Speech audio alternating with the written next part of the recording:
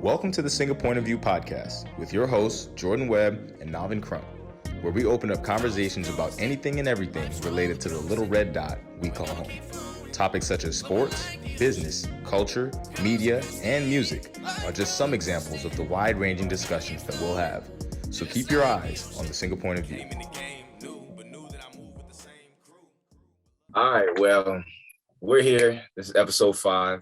It's been a little while. We got the one and only Singapore's basketball GOAT, Xavier Alexander. Appreciate you joining us, my guy. Yes, Appreciate you. Yes, sir. We had to get him in here, us being sports fans, me being a basketball guy, playing with him as much as I've played with him since he's been back out here. It was only right. So how you doing over there though, Jordan? You straight? I'm all right, but next time you gotta let them know I'm a basketball guy too. Don't do that. All right, man. What do you do it as a pastime? That's like saying I play cricket or golf. No. I'm nice though. Don't do that. Don't do that. Don't do that. Yo. We played. Hey, X, remember when we played? Yeah. We didn't lose a few times at UWC. Yeah, we played. I was talking my shit. I was talking. Some of that 40 and over. No. So what happened? I was playing. Like he came in, him and Mel came in, and then I was talking. I beat him the first game, and you know when you win the first game, you're talking a bit extra. So I was talking, and then they came in, and then they you know what I'm saying? They put me down to size still. I lost, but and him and Mel on the same team. Him and Mel were on the same team, yeah. Teeth. Who you couldn't guard either one of them? Who you guard? I mean, I can try and guard them, but they're too big. You know what I'm saying? I can only do. Those are big guards, man. It's just effort that I'm gonna try and do. I can't really do anything else, really. I mean, but yeah, man, I'm all right though. I'm chilling. You already know my situation. I'm just trying to get better. You know what I'm saying? And just as get better with myself, because obviously I stopped playing with my team and all that, so I'll probably get back into I see that. Don't drop the mic. Don't drop the soap now. It rose. Look. All right, go ahead. Don't drop the soap. Yeah, so I've been chilling here. Obviously I stopped playing with my Atletico Ottawa team, so I just been trying to focus on myself and my you already know what's going on with me with that. So I'm probably go ahead. What you gonna say? No, so I'm probably gonna just end up training for a bit more, and then I'll leave, probably come back to Asia or play like in America or US or like in the CPL again with a different team or whatever. You know what I'm saying? So that's what I'm doing, man. You know, I don't want to hear about the US or the CPL and then I come back to Asia, man. But no, I'm glad you said that because it kind of touches on what I wanted to talk to both of y'all about, being in the similar situations, which is how's it been to one, play your sport during a pandemic, because your season got cut short last time you were here because of it. So did yours, in a sense. Actually, you guys kind of were able to finish yours and then trying to start another one. Like, what's that process been like for you guys? Physically, mentally, all that. You can touch on that. Yeah, I'll start first, man. It's been tough. It's been rough, man. At first, we really didn't know too much about COVID, but we were playing the games and they weren't having no fans. We was having to wear masks, wash our hands, that type of stuff. But you wasn't washing your hands before them? I was. but that's what I'm saying. That's why I was kind of like, what is this? Like, what's going on? Like, they watching you wash your hands this time, and this time. Like, I want to see you the bottles and do all that in the airport. Like, but yeah, man. And then going home, man, actually, I thought that it was gonna be something quick, and I thought I was gonna get back to work. And then once it hit the US, man, I was kind of like, wow, like, what's going on? And I actually became like a believer of it just because of, what I was seeing going on in the US. And after being there for 11 months, was gonna come back here and, start, getting the season underway and trying to see if it was going to open up and stuff like that, man. But as you see, kind of ran into another railroad of, COVID staying up and all that type of stuff. But mentally for me, man, kind of like what you were saying, Jordan, it's been a time for me to, really, get in tune with myself and kind of it's kind of like taking some time away from the game, and it's kind of like made it to where for me, I'm way more focused going into, what's next for me, man, because I've been able to, spend this time actually, focusing on myself, going back to school, getting my degree, that type of stuff, man. So, yeah, for me, shout out to you for that too. That's big time. I know you've been grinding on that, man. Yeah, did anybody back home catch COVID or anything like in America? Because when what I'm saying, when you said it came over to America, so did anything happen? Like anybody got COVID or anything? Yeah, not too close to home, but I mean, yeah, my parents had COVID. My dad had pneumonia and COVID. Thank God that they, are well off now from it. But yeah, they was down bad, man. And that was kind of when I first came out here. But when I first got home, man, people were getting sick.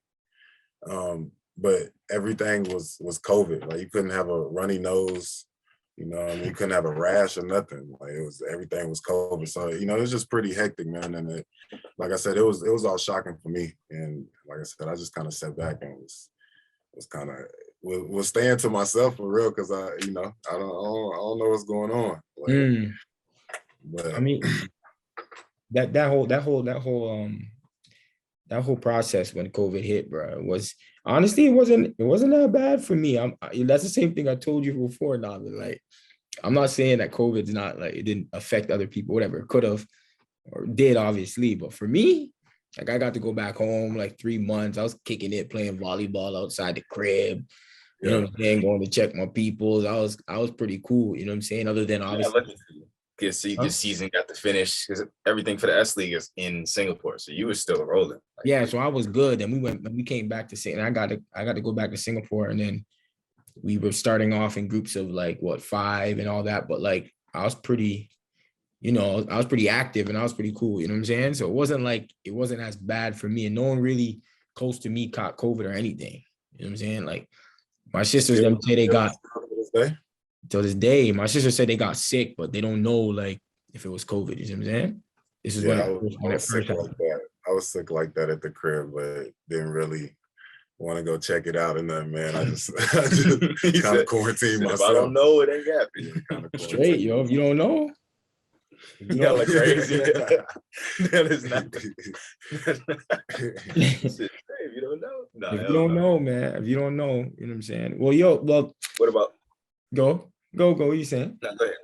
I was just gonna say, what about for you though? When you first were in COVID, it was good for you, but then like you switched teams. I know that's on the horizon for X as well. Like when that happened, did it make you think about it a little different? Because now not only are you going to a new environment, which just in any point in your career, which both of y'all have done, right? You've traveled and been on different teams and moved around. That's already just a shocker, I'm assuming. But then with this all going on and then moving countries at that, like, were you worried at all about like what could happen? Because obviously you're stepping into a new environment, new situation, or was it like whatever happens, happens? No, I mean, it was, I didn't remember. I came back to the crib and then, I went to Spain and everything was kind of, we took tests and then everything was quite, they did well with that. You know what I'm saying? Like everything was good. Like we went straight to the hotels and hotels were all clean up. You know what I'm saying? No one was in it but us. You know what I'm saying? Like we're staying at a what is it like? Where it was only us and going to training and back. So, I mean, it wasn't really that big of an issue for me, honestly. Not until I decided to stop playing, obviously. You know what I'm saying? Now I'm kind of dealing with just not playing for a few months before I start playing again. And now it's not really, I'm not looking at it like COVID. That's a long time. It's still counting. 11 months. I said I did 11 months the first time, and I said I'm still counting. Still ain't played a game. So now I'm going on 2 years. Still ain't played 2 years? I haven't played a game in 2 years, man. But like I said, the good thing about me is when the season ended, Singapore honored that contract. You know what I mean? Yeah. And kept them, checks coming in monthly. So that was a blessing. Like that's why I said when I got to the US, it was a shocker to me because it didn't necessarily hurt me like financially, but just not playing the game. But at home, you see people losing their jobs and whatever the case, not being able to fend for themselves. So that was a big shocker for me for sure. I mean, all right. Since we're talking about this home and all this, man, because I mean, Navin's a bit closer to you than I am. You know what I'm saying? I known you for some time, but we never really, like got to kick it real tough and get really to know each other too tough. But I know you from Oklahoma, right? I know you from Oklahoma. I don't know much about Oklahoma. All I know is that like it's a football state, right? Is it? Oh man, we probably could box right now. Nah, but is it a football state though? Is it a football state? Yeah, football state for sure. Yeah.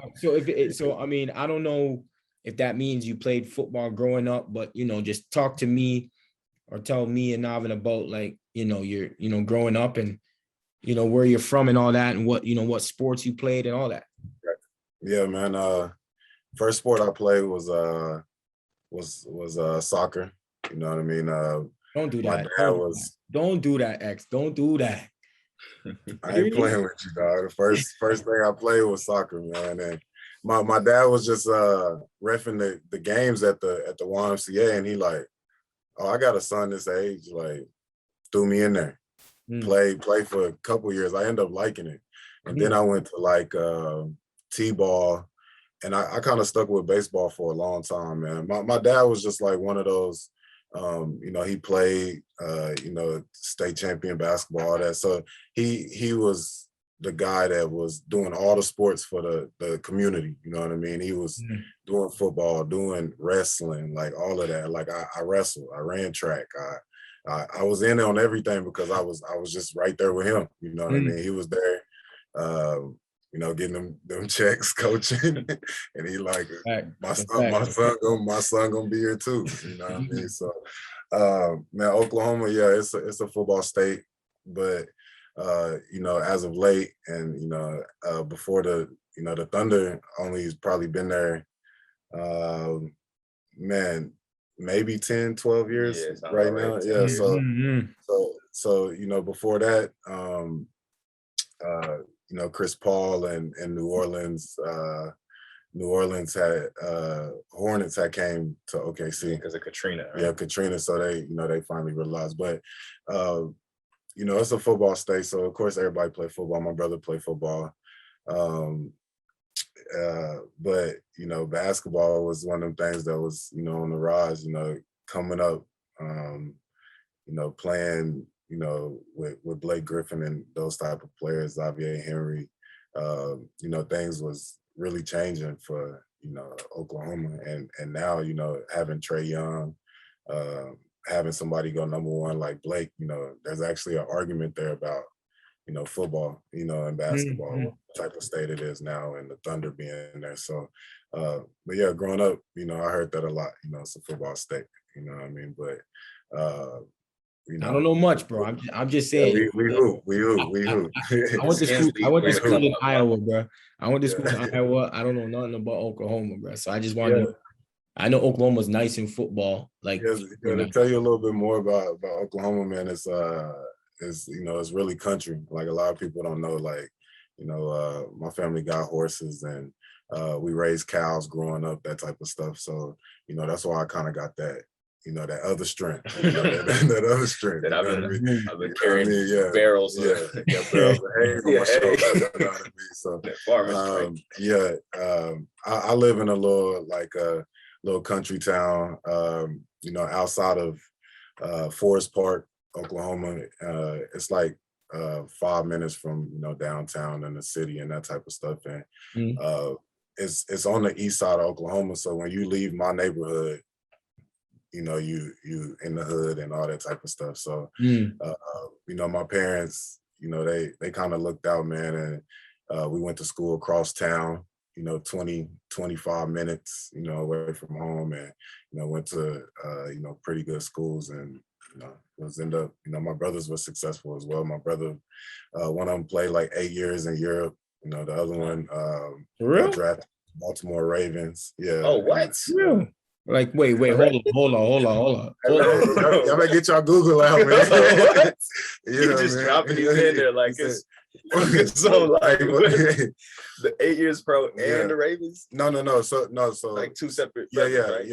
I'm the youngest of These 5. dudes like the John Jones family. I'm the youngest of 5. So Chandler Jones and them. All of my, one of my brothers is a high school coach now, but he plays semi-pro. Then a brother below him played 8 years in Europe. He went to Oklahoma University, then he went to Charlotte. Then he was with the Thunder for a little bit. Then he played in Europe, all over Europe. And then my other brother up under him played football, ran track. He was a defensive end. He went to Missouri University when they were like #1 in the state. I mean, in the nation. And got drafted to Baltimore, played a year with Carolina Panthers, and then now he's coaching high school football back in Oklahoma. I know they ain't here drilling right now. It sounds like what's going on. I can't believe that, bro. That's amazing. I got one of them families, man. That so you had to be. You're gonna be something. Yeah, you had to. Matter of fact, you're gonna take these beatings. You know what I mean? Just being outside all the time, man. That's one thing I feel like kids miss these days is being outside and getting roughed up, man. You know what I mean? Coming home with scratches on your knees and that stuff go a long way. You know what I mean? Getting the rocks in your scratches and that type of stuff. You know what I mean? That's a fact. Most of these kids have an iPad, man. Yeah, and for the parents to like, because you got kids. I coached as you like, you got kids now that are willing to take some bumps and bruises, and then like I've seen it so many times where a parent is the one that like jumps into the scene, and then now the kid's like, oh, I'm supposed to be scared. I'm supposed to be. Right. I shouldn't have happened. I fell, and my mom's worried, so I should be worried. And it's them like kind of empowering these kids to be soft. To be honest, right? Like, just straight up soft. Yeah, man. One quick, just straight up. One quick story to just piggyback off that. My brother put a name to face, Xavier Alexander. We were playing one-on-one. My dad was reffing at a gym. We playing one-on-one. He's 17, like number 30 in the nation, shooting guard. You feel me? And I'm 12 years old, 5'5". You feel me? Like scrawny. So we playing one-on-one, and my dad, one of them dads, like when he's reffing the game, every time out, if I don't make 5 shots while the timeout's going on, like something's gonna happen to me. Like I'm in trouble. You feel me? Like for real, he's mad at me for the rest of the day. Like he's one of them. Like when he blows whistle timeout, he's looking at me like, you already know. You better be out. What you doing? Like, yeah, put that phone down and get up there and get shots up. You know what I mean? So this particular day, we was playing one-on-one, and my brother was just dragging me. No remorse, just dragging me. And he dunked, basically took me all the way to the hole. I'm just going along for the ride, and he dunked on me. Then he came down on my foot.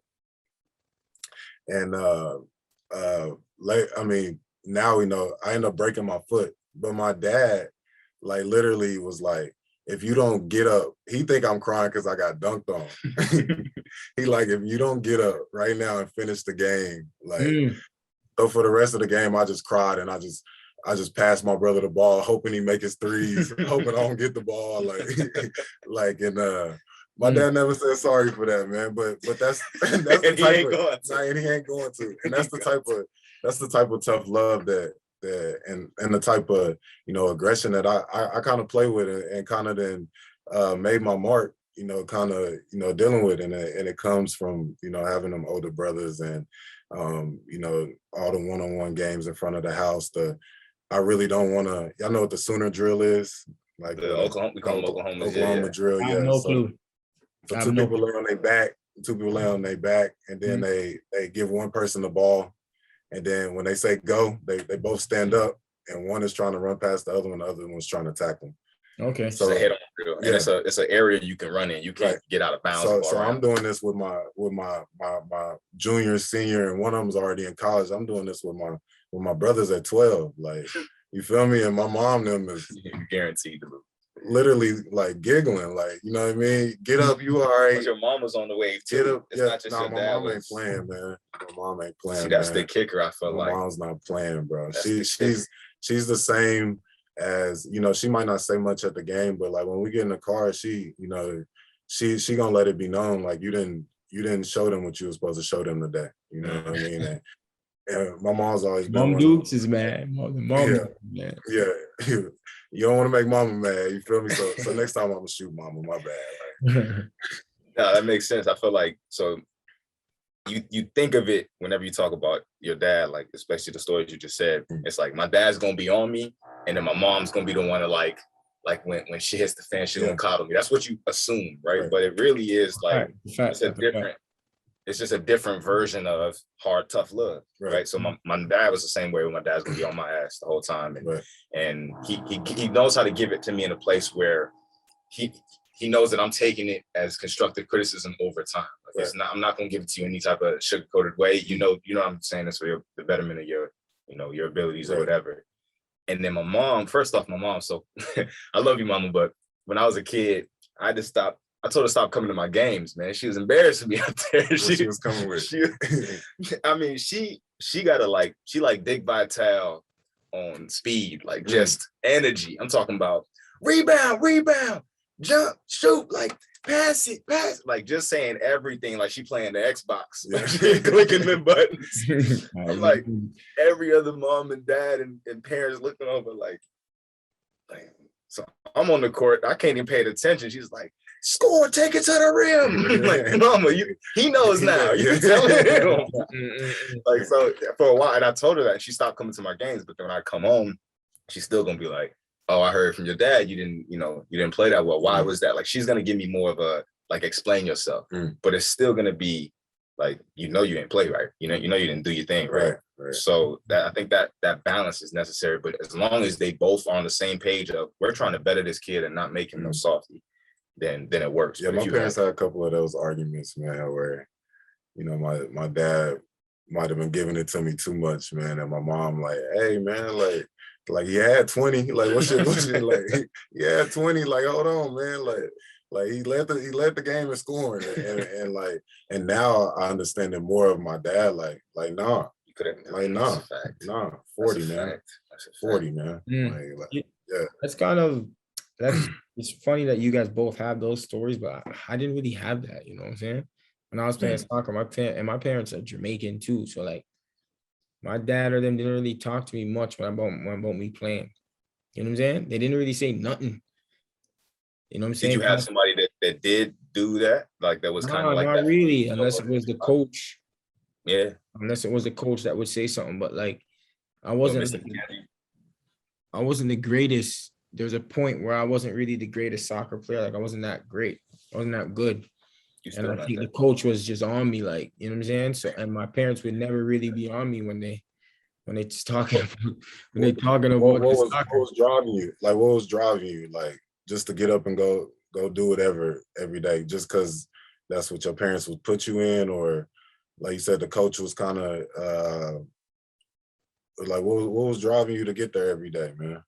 Honestly, it wasn't like they wanted me to play soccer. It wasn't really a thing where I you know what I'm saying? It wasn't like I needed to or nothing like that. They just put me in soccer, you know what I'm saying? And then it was always the same thing. Like I didn't really have a choice, you know what I'm saying? There was nothing. It was rather I'm going to do this.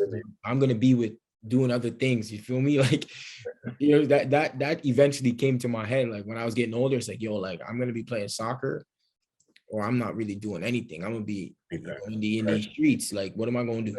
You know what I'm saying? Like, so like, eventually I just had to get to the point where like I need to do this or else I can't, or else I don't have nothing. You know what I'm saying? But growing up, I just got up and played like because it was just fun. And for me at the time, but during that time where I didn't really have them saying anything and my coach was on me, it wasn't fun. And that's where I go to high school and I'll be playing basketball and all those other sports, you know what I'm saying? Yeah, it's never been fun to me, man. I ain't gonna like I have fun. Like it's not a job to me. I enjoy it, but it's not fun to me. Like Navin said, he done play with me a little bit. He know like I'm like I'm. It don't matter 2-on-2. Like drills, like it don't matter. There to win. Yeah, I'm not playing. I'm trying to win. And honestly, I appreciate that because it feels like, and I was gonna talk to you about this just in general, but do you feel like, and I think we've talked about it a little bit, but do you feel like that has rubbed off because before you showed up, practice wasn't that way. Right. You came there, and now it's like, if you're on X's team, he's gonna tell you what you need to do to be successful, and I like how he delivers it to different people. Like it's not the same cookie cutter way to explain it to everybody. The way you talk to Dell ain't the way you talk to Ding, right? Like you're gonna break it down different depending on who it is. But the message is the same. Do better at this, improve in this. We trying to win. Right. That's that. And as soon as we switch teams, it's like, excuse my language, fuck that other dude now. As much as I was helping you before, fuck you now. Yeah. We trying to win. Right. And now you see it trickling off, I think, with players where it's not as personal, where we can talk shit and I can get at you and be like cutthroat with you. They didn't used to be like that, man. Yeah, it took some time, bro. It took some time, and like I don't realize it until other imports come in or you come in. You know, other people come in and they see my relationship with a Dell or whoever the case, and they try to jump on, you know, that same type of wave with them, and it's not like that, you know. And they can't just jump right in. You know, I had to tell a couple of imports, like, bro, you can't joke on him like I can joke on him, bro. Like, he's not taking that how he's taking it. When he's like, I said the same thing you said. I'm like, but we've been here, we've been doing this, you know, and I do think that's you know, rubbed off on, man, everybody, you know, and you know, not to like toot my horn or nothing like that, but I see it as well. And, you know, I don't know what it's like when I'm not there, but I know like when I get around, it's not just gonna be we're not just gonna be in here, you know, bullshitting or whatever. Like we gonna get it in. If there's any type of competition, like I said, the smallest competition of whatever, layup drill, like I'm on that. Like I'm on that. When I leave here, I want to feel like I won something today. Like, yeah, I did something. Like, and yeah, I think it's rubbed off on them, and I think that you know, they've kind of eased up on the, like, you know, trash talking and that type of stuff, man. Because like I said, it wasn't like that when I first got out here. They wasn't having that for me. Yeah. You know how it feels to like talk trash to somebody that they don't know how to take it.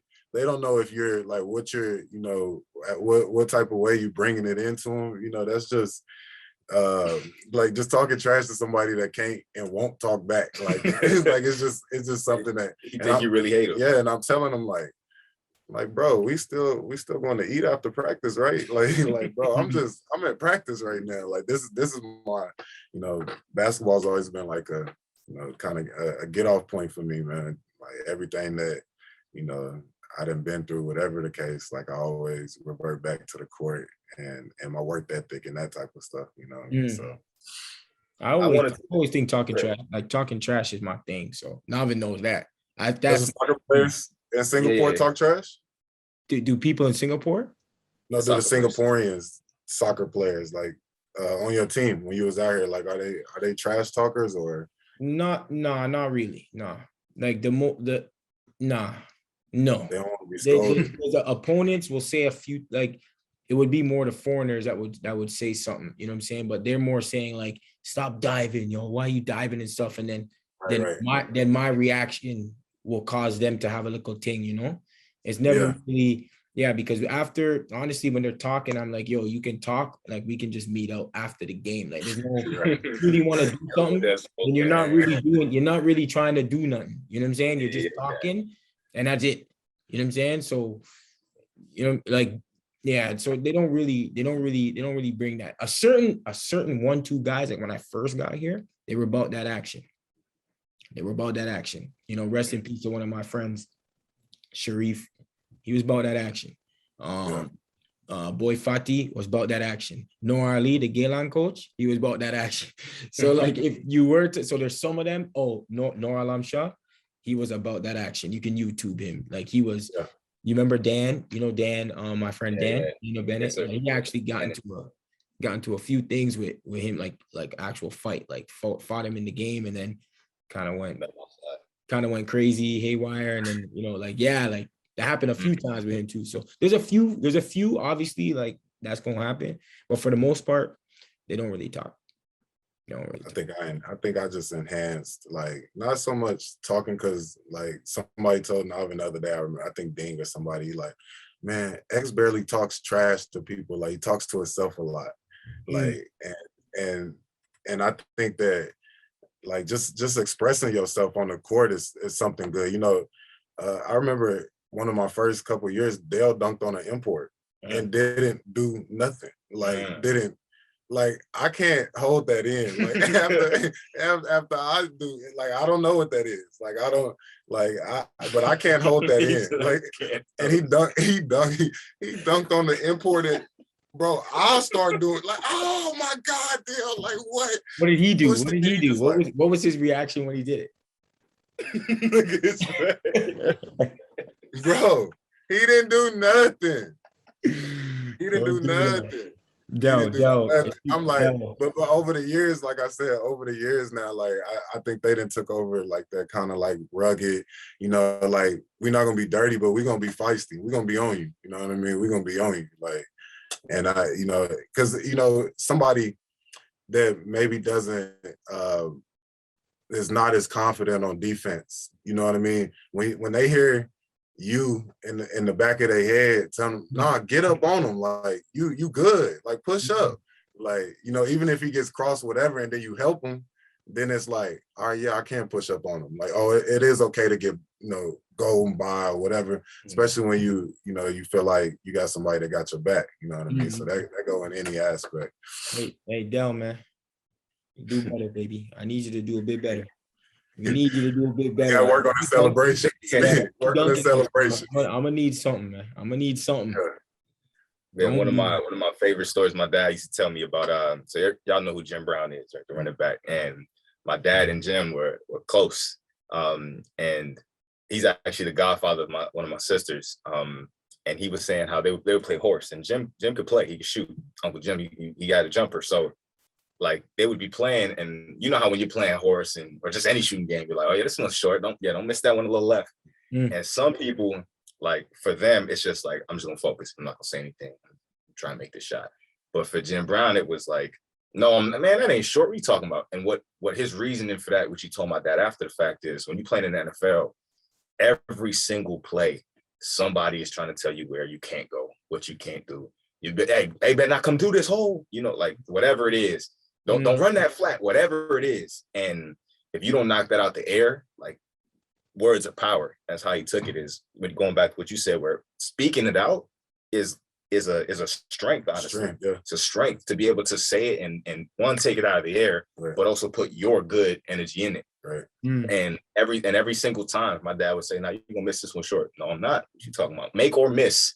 I'm taking that out of the air, and now we rebuke you. Exactly. Stop that. Exactly. Stop that. And it makes sense. It's not even trash talking, like you said. It's really just, I'm not gonna let you put that negative energy into the air and me just take it and try and focus in. Like, no, we're gonna knock that out and get back to confidence. Yeah, get back to it. But speaking of some of the stuff we touched on, like with you, and I know we all have grown up in different circumstances, but similar in our own ways, where some of the stuff we learned as kids, you can't keep doing when you're in your 20s and your 30s. Like, you stop the childhood lessons of don't be no softy and talk back on somebody every single time. Like, you pick and choose those moments, right? So what are some childhood lessons that you've brought with you throughout your career, whether it's college, as soon as you left the house, basically left Oklahoma?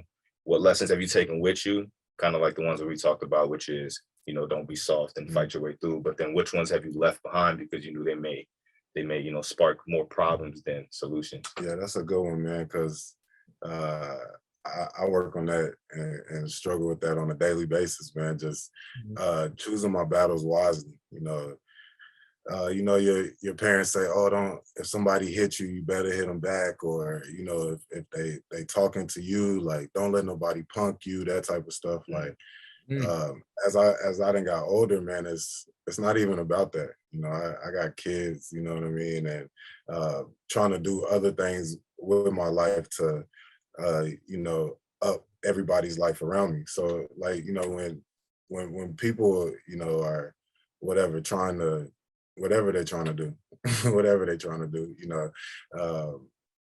know, talking trash to you, or just picking my battles wisely, you know, who to talk to, who not to really get into it with, you know, whose opinion matters, whose doesn't really, because only mine matters, like about me. I hear that. I hear Yeah, that. so you know, when that's one that that as I got older, I kind of got away from, you know what I mean? Like I don't mind, you know, somebody drunk at the club, like trying to punk me and feel like they punked me because I walked away. Like I don't mind that. Like, wow, yo, that's crazy that you speaking of this stuff, because yo, these past few weeks, my guy, is the exact same thing. Me and my friend Lucas, Navin knows my man Lucas. Yeah. We're talking about like being the bigger person and you know, showing the other cheek. You know, if someone were to, so like, I think it's turning the other cheek. Yeah. You don't want to see your cheek, man. I'll show your cheeks on this. This is a family show, my dude. Anyway, you got a little jokes. All right, that's 1-0. We go this. We have a long time, so be on your shit. You know what I'm saying? No, be on your shit. Stay on. You got to turn on. Yeah, like yo, like if when something happens, like somebody was yelling at me, right? Like I was playing soccer, like just normal, just playing. And this guy was yelling at me, being like, yo, Jordan, pass the ball or something like that. And then I got like angry and I started like, you know, like aggressively going at him, you know what I'm saying? And then Lucas was like, yo, Jordan, like, what are you doing?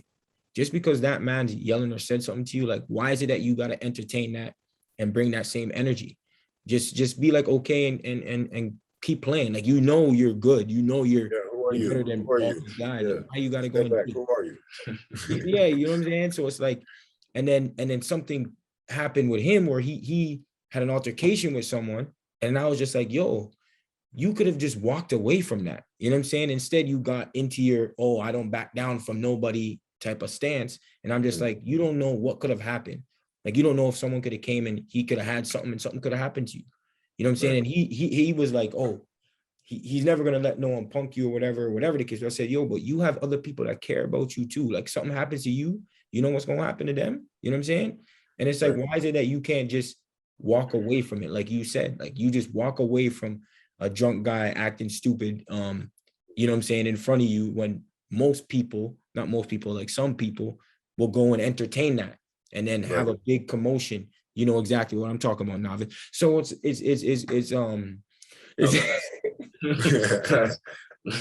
that was years ago.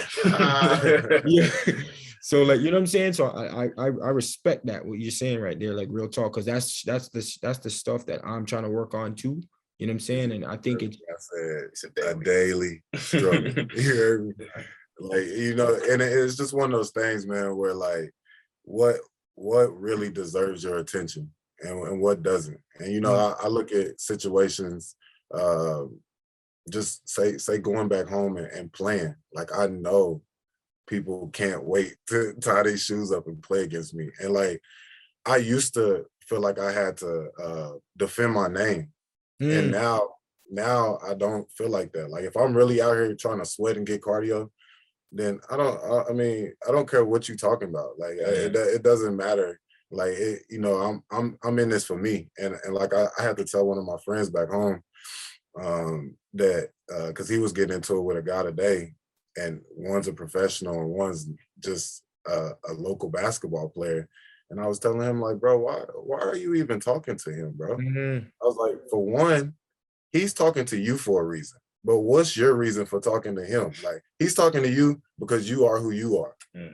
But why are you talking to him? Like, what are you insecure about yourself? Like, what are you know what I mean? So, like I said, as I got older, man, and be insecure with yourself, and you know, everything don't deserve your energy, you know, your time and your attention.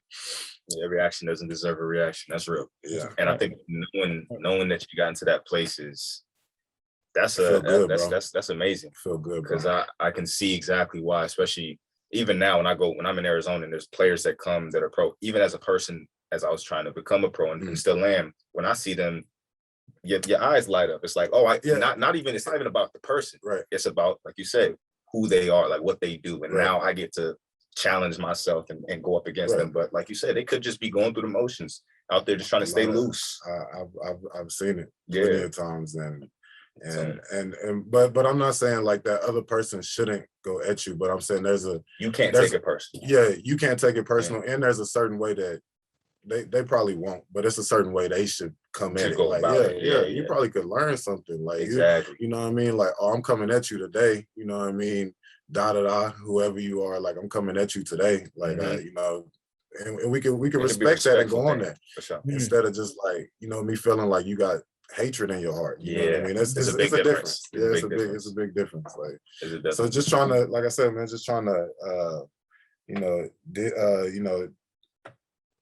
try to see which situation it is, you know, and kind of go about it, each situation different, and try not to take your anger from one to another and all that type of stuff, man. That's kind of what this pandemic's done for me. You know what I mean? Just kind of, like I said, just being real in tune with myself. Like, yeah. He's learned how to be real peaceful, man. I beat him 5 straight times in 2K, and he was calm. He was what's going on? What's going on with this 2K? 5 straight, and then you got. Why would you bring this up? He's not winning. What's going on with this 2K? Man, I don't get an invite. You're not up in the series. We tied now. We said we tied. No, I would never leave on a tie. I know we gotta figure it out. I know I never. We ain't done playing. So you guys are tied. So I thought I would never leave on a tie. Man. No, the series as a whole is a tie. Oh yeah, maybe as a whole, like from days and days and days and stuff. But like the day itself, run, man. I have a question though, X. Are you picking the same team he's picking? Are you saying you're gonna pick this? So if he picks Milwaukee, are you like, I'm gonna pick Milwaukee too? I don't do that. I only do that when he plays with LeBron, man. He did that once. That was when I was winning. I dubbed him. He beat me 3 times actually. I'll tell you all of them. I beat you 2 times in one day, and then 3 times in one day. It was 5 straight though. Yeah. Okay, I said 5 straight. Did you just hear that? 2 times? Yeah, no, you're right. And then three the next time you came over. Yeah, you're right. Right. Then I was like, okay, bro, like, I want to show you what I'm talking about, because I could do that too. And then, can you tell the people what happened that game? He blew me out that game. Okay. Yeah. Wow. But note this. Hold on. Note this. I beat him out of the 5 wins, 3 of them were with the Lakers. 1 was with Philly. 1 was with Milwaukee. And what was it? 4-1. 4-1. I know. I got the Philly one. I'm probably one of the best 2K Madden. I'm probably all Madden, around. Madden, I give it to you. I know I ain't lost. Madden. Hold on. I got the FIFA now too. It's good. No, Madden. That's me. Ask your boy right there. Ask your boy right there beside you, X. Ask him. Don't play you Madden like that, bro. Melvin, don't. No, hold on. We're gonna squash this, and we can move on, because nobody wants to hear about 2K Madden and all that stuff. So we're just gonna touch this real quick.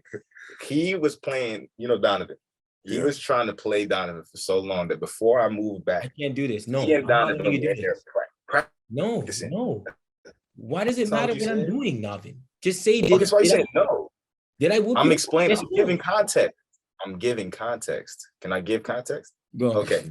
So motherfucker was practicing the game that I had never, the new one, the one with Lamar on the cover. Like that's the old one now, but it was so it's a new one. Practicing. I never played before. Then I played him, he blew me out. And now he thinks because he beat me, who never played, he's the best. That's what I'm saying. Like, would you think you're the best if you beating Dog or like when Dog was first playing or some, like you got to beat people that was really playing. Yeah, Dog the worst ever. That's all I'm saying. So if you want to be the best off of a dub on me. Are you done? Yeah, I'm done now. Go ahead. You got your ass whooped. Simple. And how many times did I play you and whoop your ass? So that makes you the best though, because you beat me. And I whooped Donovan's. I'm not saying I'm the best. I'm nice. I'm good at. It's not like Donovan. We play Madden, so let's not act like we don't play Madden. The previous Maddens, like we play. Madden changed just like 2K. So let's okay, but 2K's changed too. You can't even shoot a 3. That's what I said. They all changed. But you can't beat them now. He been over here with the School of Hard Knocks. You feel me? I put that work on him. But you can't beat him now. I'm the best middle linebacker to ever touch a Madden trophy. Stop it. Wow. Stop it. Stop. All right, man. Let's switch up the thing real quick. This is an easy one. I wanted to know this, and I'm sure the people do too. Who's your favorite teammate, man? Local and foreign. I know you're gonna put some people on the spot. It's 1-1, local and foreign, and it's not a knock to everybody else. But yeah, man, not a knock to anybody, man. I would have to say my best local teammate is I'm gonna say Ding Loon, man. And that's only because not basketball related, none of that. But I spent a lot of time with him.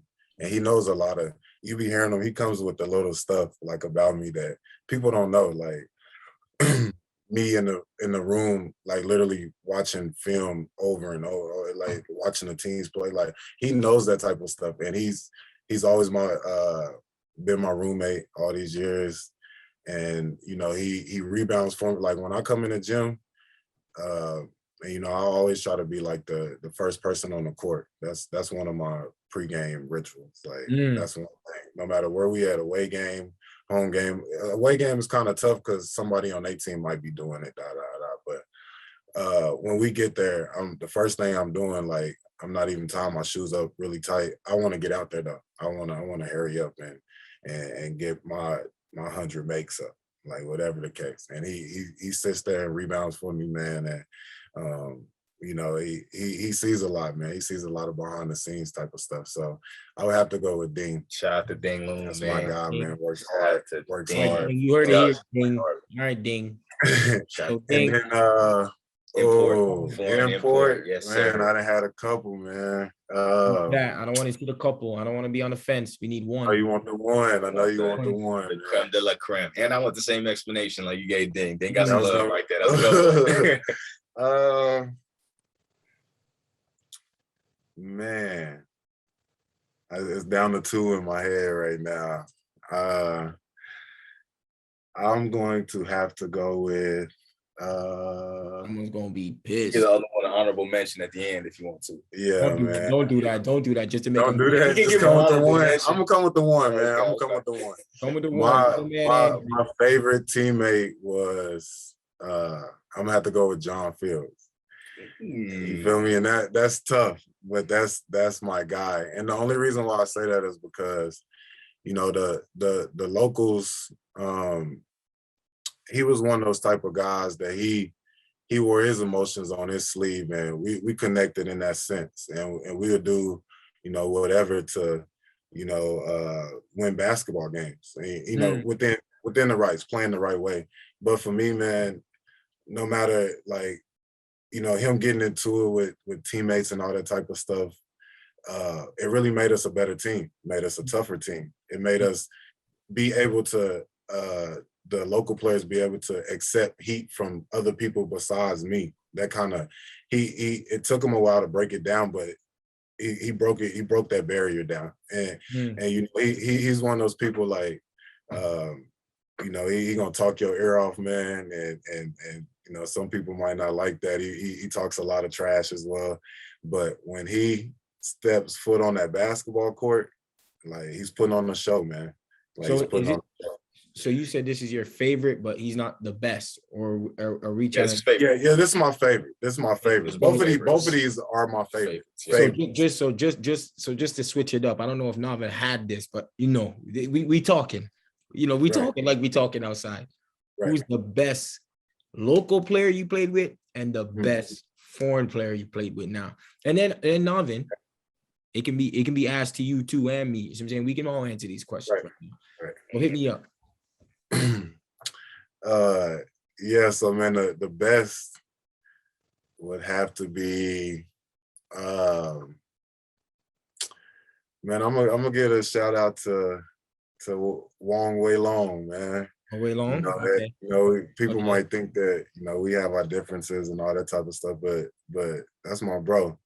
And the reason why I say he's probably the best local player is because he has that type of aggression, and he has that type of confidence in himself to you know, to ruffle people's feathers, and you know, and he's not afraid to take big shots. As you know, he hit one of the biggest shots in Slingers history. You know, he's you know, he's there for the moment, make or miss. You know what I mean? And you know, he means well. You know, he means well. And like I said, whatever, you know, differences he had with the Slingers is on them. But as far as like the best, like he gonna come out there sometimes and make 5 threes in the first half. Like he gonna do that type of stuff. Like and he's gonna the other guy that he's guarding, like you know, he's gonna pester him. You know, he's gonna make him feel some type of way. So I would have to say him as far as just being like, you know, the best local player. You know, import, which was my other guy. I'm glad y'all gave me two sides.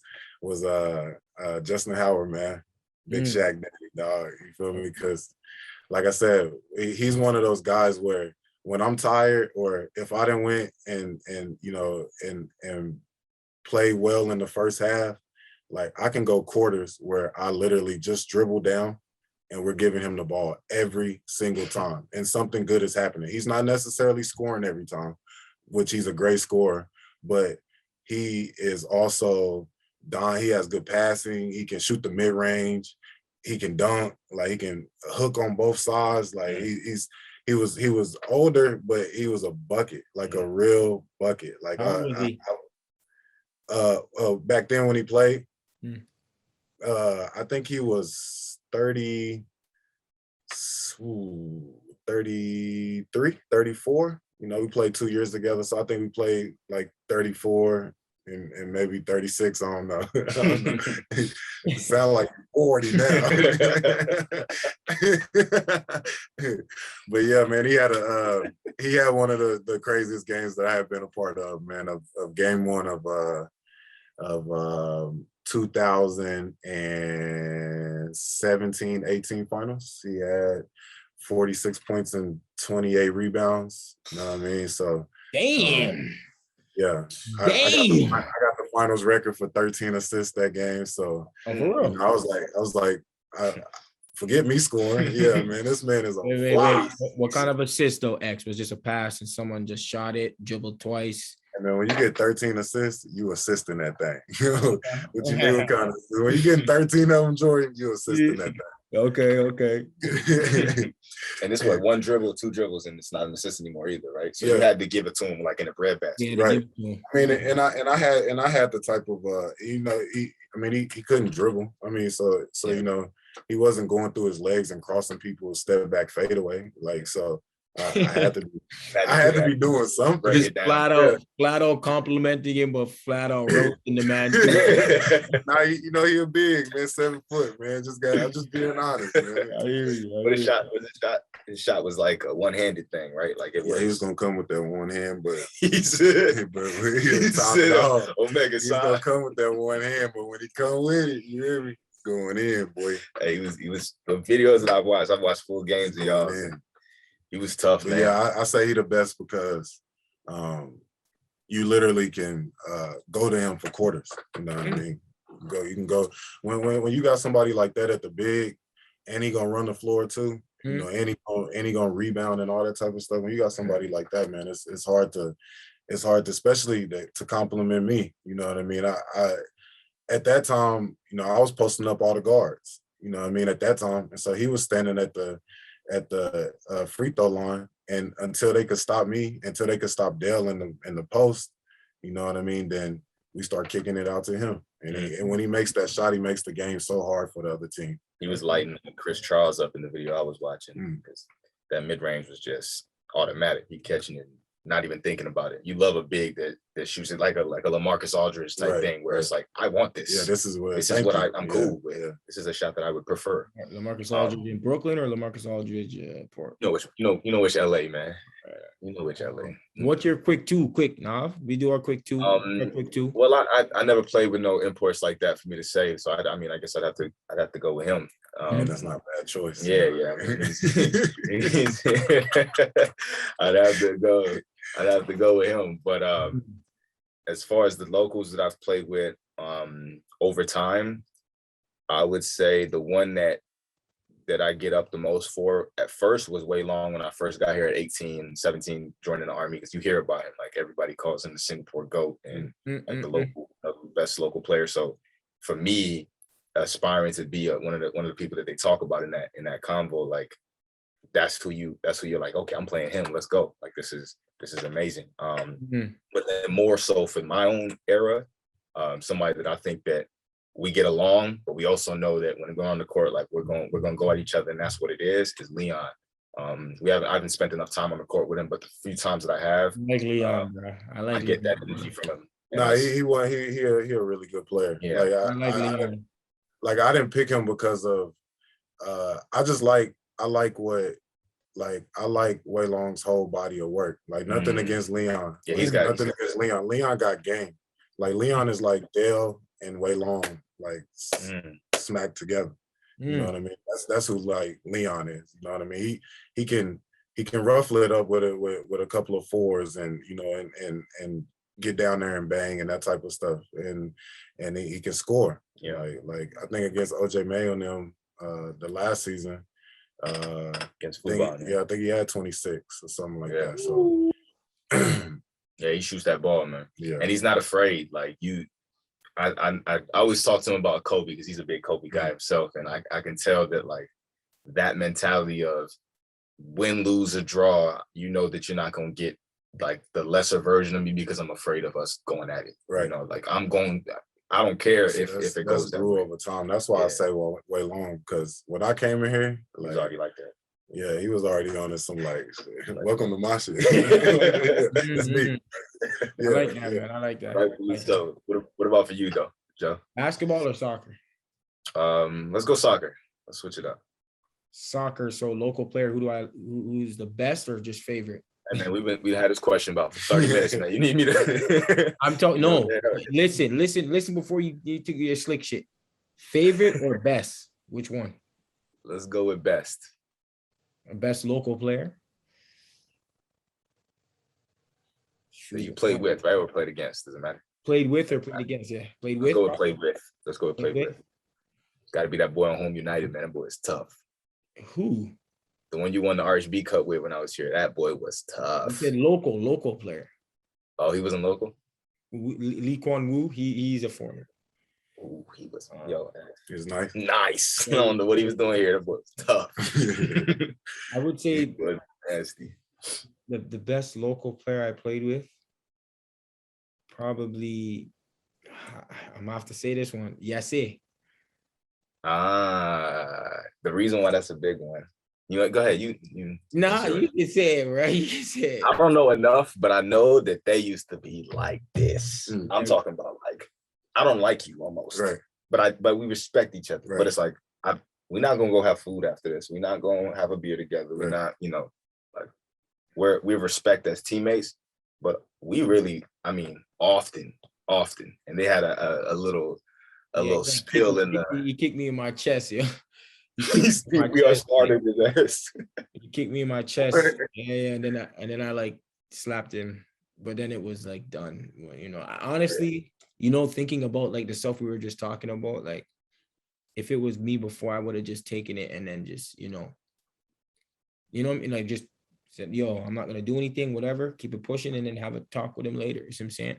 Say that wasn't cool or whatever it is, you know what I'm saying? But I ruffled his feathers, so I know why he did it, and he was having a bad day, but whatever. Yeah, that's like Gilbert Arenas saying Javaris Crittenton is his, best teammate. Yeah, I would say yes. It would be him or Shadan is up there as well. Okay. And then foreign? And then for the foreign or the import? Foreigner, shoot, the best, right? The best. Gallo? Probably Jermaine Pennant still. Probably Jermaine. Oh, okay. Cliche. Yeah. What played Arsenal, was it? Yeah, Arsenal, and who else? Liverpool. Yeah, Liverpool. Yeah, that's fair. He made the game look easy for y'all, you and Billy. Like when you guys were out there together, it looked like the ball just got to your feet a lot easier. It didn't have to work through all these channels for you to get a nice run. He would just switch the field. Yeah, he just give you that ball, man. A chest pass to him. He's just gonna get it to you. Yeah, it was blessed, bro. It was blessed. It was blessed. All right. You got one? Nah, yeah, I do. Like, cause I know, we've been. I mean, me and Navin been cool, and I know Navin's been. You went to school at Arizona State. You know what I'm saying? Big time school, and I think you went to. You said George. Is it George Washington. George Washington. You know what I'm saying? I just want to know your path there, because I don't know, because you've taken something right now, and you've taken something in college, and I've taken something in college, and obviously I didn't go into that field, right? So I just want to know, because I don't know, you know what I'm saying? I know you could have went into that field, or you didn't go into that field. You went the NBA to try to go the NBA route, and then the D League route. I just want to know that whole situation and how that went about. You know what I'm saying? Because I mean, it's interesting for me, because I've never really asked you any of this before. Like, this is real. It's a real genuine thing I don't know. So like, I would want to know, like, how was that experience in university? You know what I'm saying? And what you took, and why didn't you go into that? And then after that, trying to get into the NBA and that whole situation. Okay. Yeah. So chose George Washington because ended up breaking my leg my sophomore going to junior year, just like a freak accident trying to catch an alley-oop. Broke my tibia in 3 places. So the reason why I chose George Washington, I had a lot of schools on me at that time. And I chose George Washington because they kind of stuck around through that. When all the schools at the time, the big schools, the Purdue and Tennessee, Oklahoma University was right there. Those schools, they kind of laid schools right there. Those they kind of laid off. They kind of laid off me. So George Washington was, asking moms to, if they needed to help with paying for surgery, and was still coming to see me with my leg in a cast, all this type of stuff. So when I came back and start averaging 26, senior year, now here come all the schools. Well, like, lo and behold, they don't know, like, I had already committed to George Washington, you know what I mean? And I could have been Blake's teammate and that type of stuff, and probably took that route. But at the time, I wanted to get away, and I kind of chose the school off of just loyalty, you know what I mean? And then, finding out.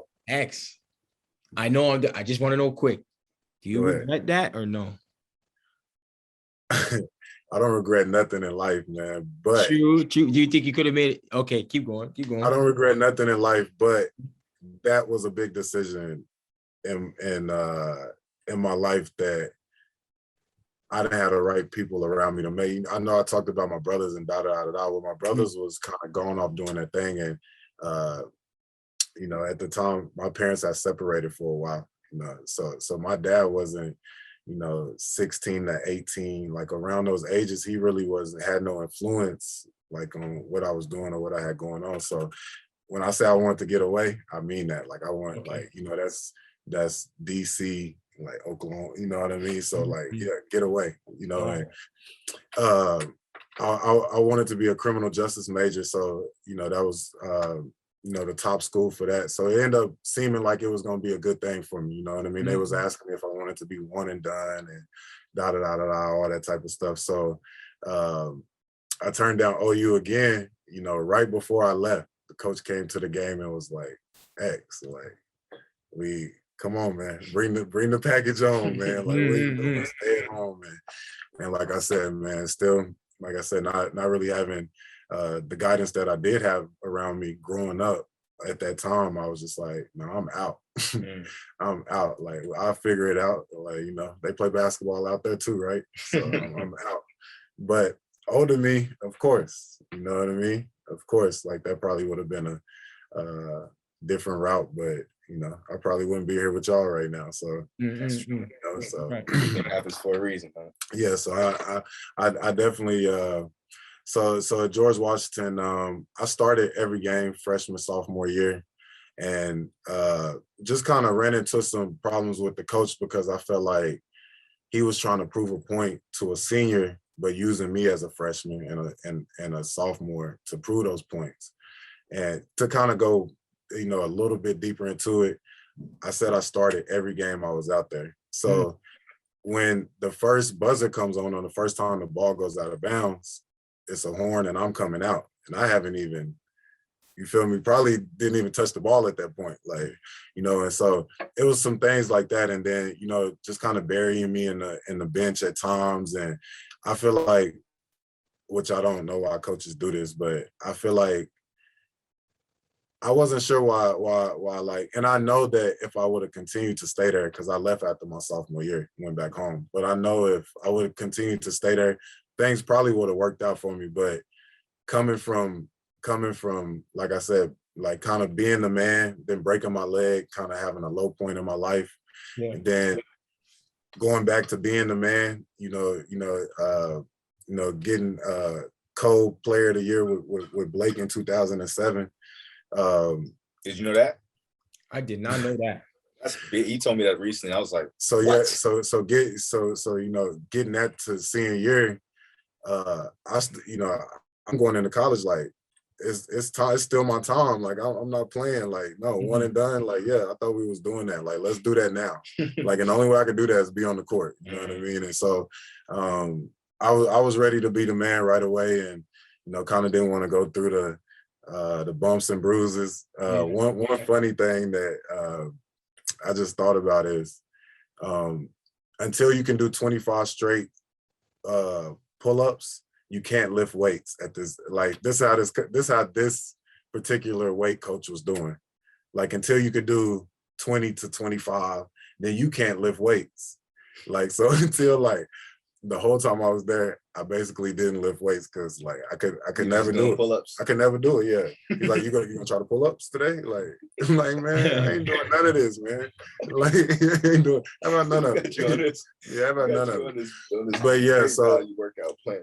Yeah, so I left there after 2 years, man. Didn't really lead the right way, and kind of just left without telling anybody, man. Kind of just, you know. My mom said, you know, this is one of my mom's moments.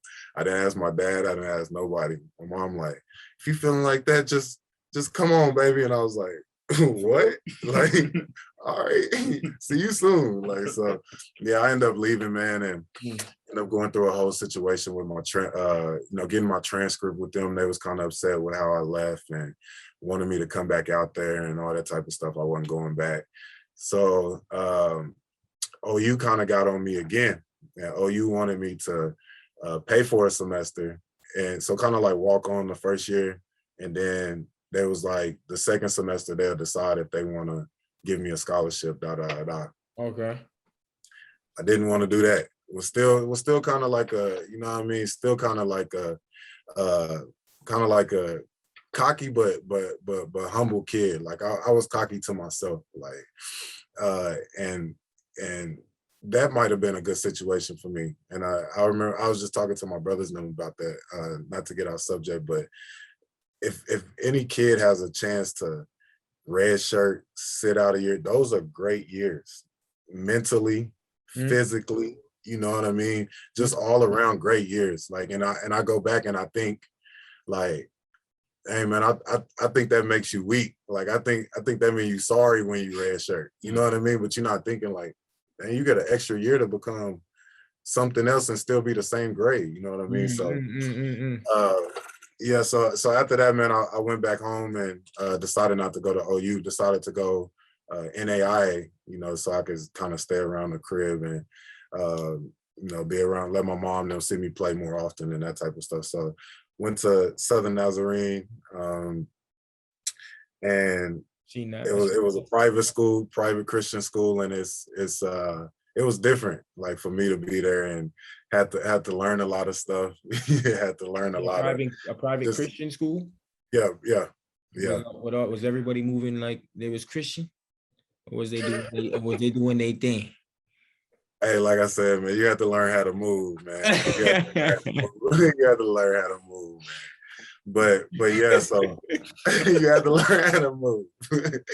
So yeah, man, it was different for me going to the Christian school and kind of being at home with my friends still, and I had to, you know, learn how to be professional and, you know, how you coming around, you know, certain people and da da da da da. And so yeah, I ended up going there for my last 2 years, end up getting All-American.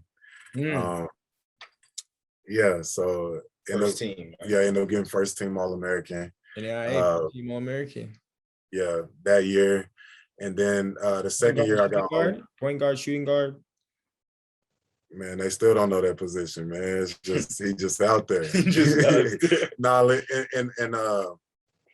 in college I played a lot more of the small forward position.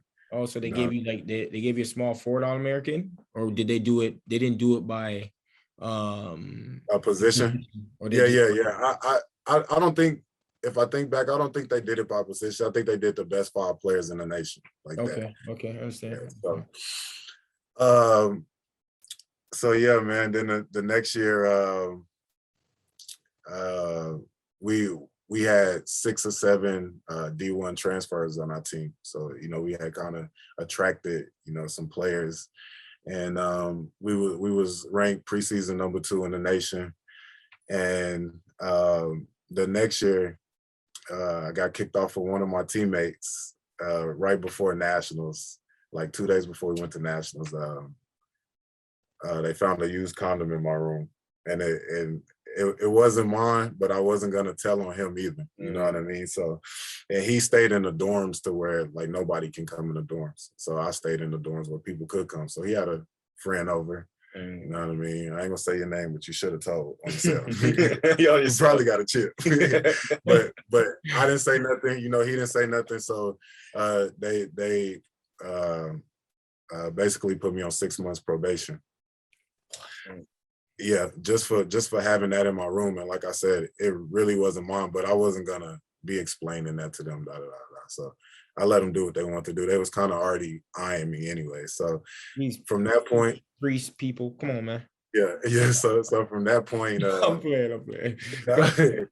So from that point, Damn. man, I already made my mind up that I wanted to be a pro. So you know, from that point forward, I stopped going to school. I just really like 3 times a day start working out. Like really want to be a, you know, NBA player. So I'm like, you know, the Thunder, I had kind of played with them, you know, during the lockout year I was home and all that type of stuff. So, you know, I became close with the organization. So, you know, they ended up drafting me. You know, the D League team ended up drafting me. Which was good for me. Like I was telling y'all earlier, like at that time, if I didn't get drafted, like I really didn't have I went to a couple overseas camps, but you know, I don't know if you know, Jordan, but in the States, like some overseas camps are scams. You know what I mean? You pay $500, $700 and go score 40 and still don't get no job. Like, so, you know, I was going to all the camps I could and all that type of stuff. Really, you know, nothing came of it. So ended up they wanted to draft me, so it was cool or whatever. They were the 66ers or something like that? 66ers that year. So that year was the lockout year. So as a rookie, I got to start like 28 out of 56 games or something like that, half the games, because after the lockout, you know, they still was taking their players they was kind of looking at seriously, and they was in veterans camp, all that type of stuff. So all the rookies got to play. So I came in, you know, doing my thing, and excuse me. What's going on over there? You did. It's supposed to be soundproof. You know what's going on? No, but yeah. So I came in there and was just learning, you know, just learning the business side of things. And that year, I ended up getting cut with 4 games to go in the season because the Thunder picked up Derek Fisher for the playoffs, brought Reggie Jackson down to the D League team. So whatever. So then the next year, all of those coaches, which is crazy, all of those coaches got called up. So the next year was a whole new set of coaches. So I had to try. So that year I had to try out and made the team again. That team was the 66ers again. And what position they had you? That time I was playing small forward as well. Small forward as well. And yeah, so I played probably like throughout the season, because I don't know if people know, but when you play in the D League, like when they draft a player, like, man, we just gonna say the names. All right, all right, so like say like Andre Roberson, for instance, they pay him all this money, and so they're gonna try to get the best out of him, no matter how good you are. So when he leaves the Thunder, and say like he's not having a good game, or he's coming back from an injury, and he comes down to the farm team, the D League team, then they let you know like, oh, Dre is playing today. We're gonna work you out before the game, but you're gonna suit up and warm up, but what'd you say that coach told you? Warm up hard or something? Yeah, he's telling you better get it in. You better warm up tough. Yeah, you better warm up. But yeah, so that kind of had a business going, and man, that kind of gave me tough skin, man. Like I learned a lot in those moments, man, and I didn't realize it till later on, but I learned a lot in those moments, just dealing with that. And actually, I had 21 that weekend. So like on Friday, I had 21, like, and I forgot where we was. And then we flew home on Sunday, and now Roberson playing, I can't play. You know what I mean? So it's just one of those things. It's just one of those things.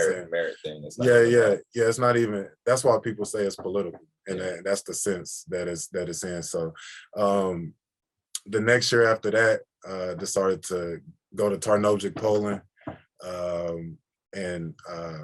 Man, I hated it, man. I hated it. Like I hated it. I don't care if none of them hear it, none of them. I hated that place, man. It's like 9 months. I was there. 7.5 months it snowed. Like it was snowing. Like not snow on the ground this day and sun this day. Like it's coming down every single day. Like in the days, I don't know, man. You're just, it had me iffy about overseas. So yeah, I played there, man, and wasn't really getting all my money, like just dealing with a bunch of different things, you know what I mean? And how was your play though? My play it wasn't like it is now. Like I averaged like 11, but it's just different in Europe, because in those type of places, because my local player was the leading scorer in the whole league, imports included. Like my local player averaged 26. No, he was left hand. Nice. Getting buckets.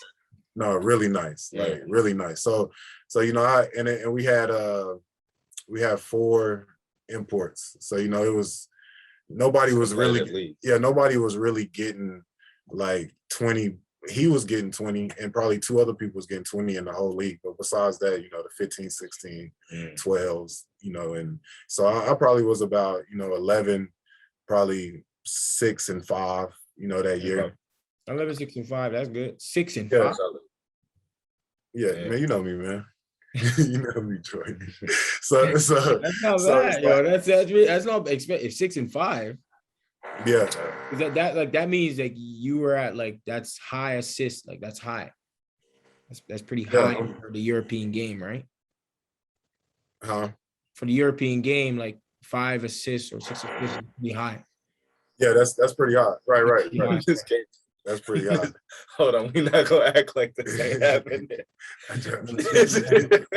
He said, huh? I ain't never in my life. This dude's like, he's like drilling on my feet. I can feel it on my toes. But anyways, yeah, so you said Poland, and then from there, was it straight here? Yeah, no, so then Poland, then I went back, and I had a couple of gigs overseas, just like Venezuela and like Mexico, like a couple of other places. Angola was another one of the places. And I decided not to go, man, because the D-League team now moved from Tulsa, Oklahoma, which is like an hour and a half from where I live, to downtown OKC, like to where now, the Thunder has this thing rocking, So, I was like, man, here go another chance for me to, to show what I can do. And that year was a great experience as well. I didn't have to try out. They handpicked me, and kind of like, I think people don't notice, like kind of like the ABL kind of. Like each D-League team gets to have a local player, right? So the last year that I was in there, they was like, we're gonna get this steal. Like we're gonna draft good players, and we're gonna get like this guy who's in Oklahoma City. You know what I mean? So that last year, I was on the team as like a local player. I had been, when I came back from Poland, I had been working out with them, and like I was telling y'all earlier, you know, anytime they need, you know, somebody to, you know, make it 5-on-5 or whatever the case, come out and work out or play, you know, play against Roberson and work out with them, that type of stuff. I was available for that, and still got a great relationship with the organization, and can go in there right now and shoot and get treatment and all that type of stuff while I'm home. So that's what's up, bro. yeah, so still got love with the organization and stuff. And then after that, was kind of ready to go overseas because, like I said, sticking with the D League at that time, it was the D League. Now it's the G League. So things have changed over the years. But back then, like, I wasn't making much money because the thing was they didn't want to give you a bunch of money because they don't want you to be complacent in that situation. They want you to try to go for the, you know, the NBA job. So I wasn't making a lot. Had kids and all that type of stuff. So I was ready to, you know, not only get up under like that kind of microscope and the political thing and who you drafted and all of that. And I was ready to kind of explode, you know, ready to, you know, really show, you know, what I could do. And you know, changed agents at that time. And one of the first things he talked about was he got a place in, you know, Asia. And I'm like, Asia, like where, He like Singapore. So I looked it up and I'm like, okay, yeah, this don't look like Poland, baby. Like, yeah, I think I want to go there. You said it's hot all the time, like all the time. Yeah. So yeah, man, just took that gig on, and I know they told you a funny story about how they thought I was short, you know, when I first came in because, you know, the league was all big men when I got here, 6'11", 7 foot, 7'2", all that, and me at 6'6", 6'7", when I first got here, those are the players I was guarding because it was no guards. It was like the guards were like the dual citizenship players like Tyler Lamb, you know what I mean, and those type of players. So those were the guards. So the locals was guarding the guards, and I'm guarding this big dude right here, like, you know what I mean? But I mean, you can work him on the other end. Right. I mean, we're gonna go fast down there. So that's kind of how we, you know, and that was funny. And he was like, man, your agent said you was da. And I was like, man, just start the games, man. Like, let's just start the games. And so, you know, started off by killing my teammates in practice. You know what I mean? Then when the games got going, man, you know, poetry in motion since then. You know, the rest is history, yeah, literally. For sure. That's a big up story, man. What was you going to say now? I was gonna say I'm glad you broke that down. Like for me, like I talked to Jordan about having you on the show a long time ago because I think that one, you cemented just your legacy here. I think that goes without question, and not even just here, but in Southeast Asia because the league is around. So that's one part. But the bigger thing to me is, like, as you said, I'm sure we've talked about this as well, basketball slowly increased in Singapore and gotten better over time, even in the time you've been here. Right. And you being the face of Singapore basketball, so to speak. Obviously, there's Wei Long, and we talked about that, but you being what everybody looks at as this is the guy for basketball. It'd be good to have people be able to listen in and see how it's not all sunshines and rainbows. Like there's a process, and you got to be willing to go through it. And you just broke it all down. Yeah. And I had a question about that, which is, with a career far from over, like you still got years on your belt, you still got things you want to accomplish, I'm sure. How do you keep your passion and your drive and your health, and how do you keep that motor going where it's not like what you said earlier, where I wanted to show this. You've shown so much now. Right. What's your why? I know you have kids, but like what keeps you you know, on that treadmill, basically? What keeps me going is you know, the younger generation, man. I don't want to make it so easy for them to, you know, feel like you know, like you said, people looking up to me back home and here, whatever the case, like I wanted to, you know, stretch it out to where, you know, they do got a long way to go, you know what I mean? And they do got to strive for a while. And, you know, a lot of people don't know like the background story, like I just told y'all, and they don't know the ins and outs. So, but yeah, for me, I wanted to, you know, encourage the kids and show them that no matter what, like when you come to this hurdle or come to this, dealing with this, like if you be resilient, you know, in your craft and work on your craft daily, like then it's, you know, it ended up working. It always ends up working itself out. You know what I mean? If it's meant to be for you, you know what I mean? If it's meant to be for you. So, you know, if your heart feels like it's meant to be for you, then like continue to strive for that. You know, that's anybody in any field. You know what I mean? So, but for me, like I said, man, I want what continues to drive me is those same things I talked about. You know, from what I said, like everything I've talked about thus far on, you know, on this podcast, you know what I mean? The childhood, the toughness, the da. In my mind, when I'm still playing, I still want to prove to somebody, like, you know, it probably, like you said, I don't got nothing else to prove, but it's just in you at this yeah, point. it's just in me. Like I hate to lose, and I know failure helps you, but of course everybody hates to fail as well. You know what I mean? But it's kind of those same failures that kind of keeps me going, you know what I mean? And kind of trying to continue to perfect my craft and continuing to, you know, try to be, you know, the best basketball player I can be, you know, so that when the time comes, I'm ready, you know what I mean? So that's what it's always been for me, man. Putting the work in, work is what gives me the confidence. So when I put the work in, then like what I do on the court is the little part of it. You know, that's the fun part. You know what I mean? It's what the people don't see. That's, you know, kept you here. Yeah, that's really kept me going. Yeah.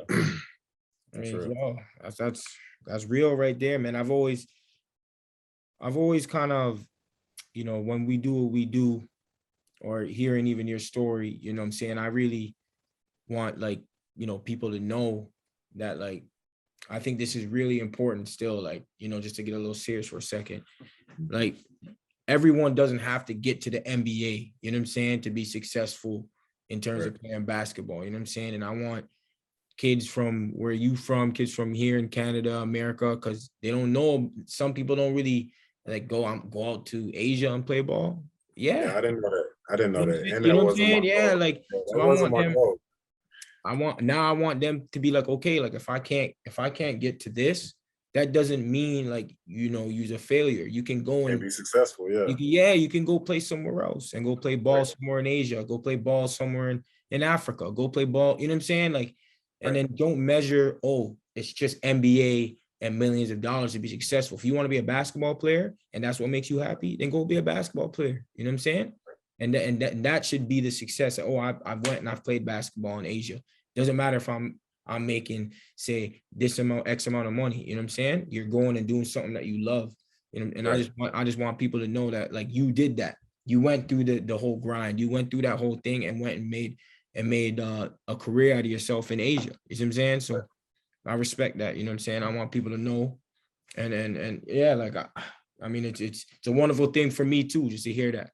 Because I know certain people that are real nice that were from my area here, and they didn't go do that. You know what I'm saying? Yeah. It's kind of. I got some people at home like that too, man. Just and at first I used to think that it was like scared of success, but I just feel like you said, man, they just don't know.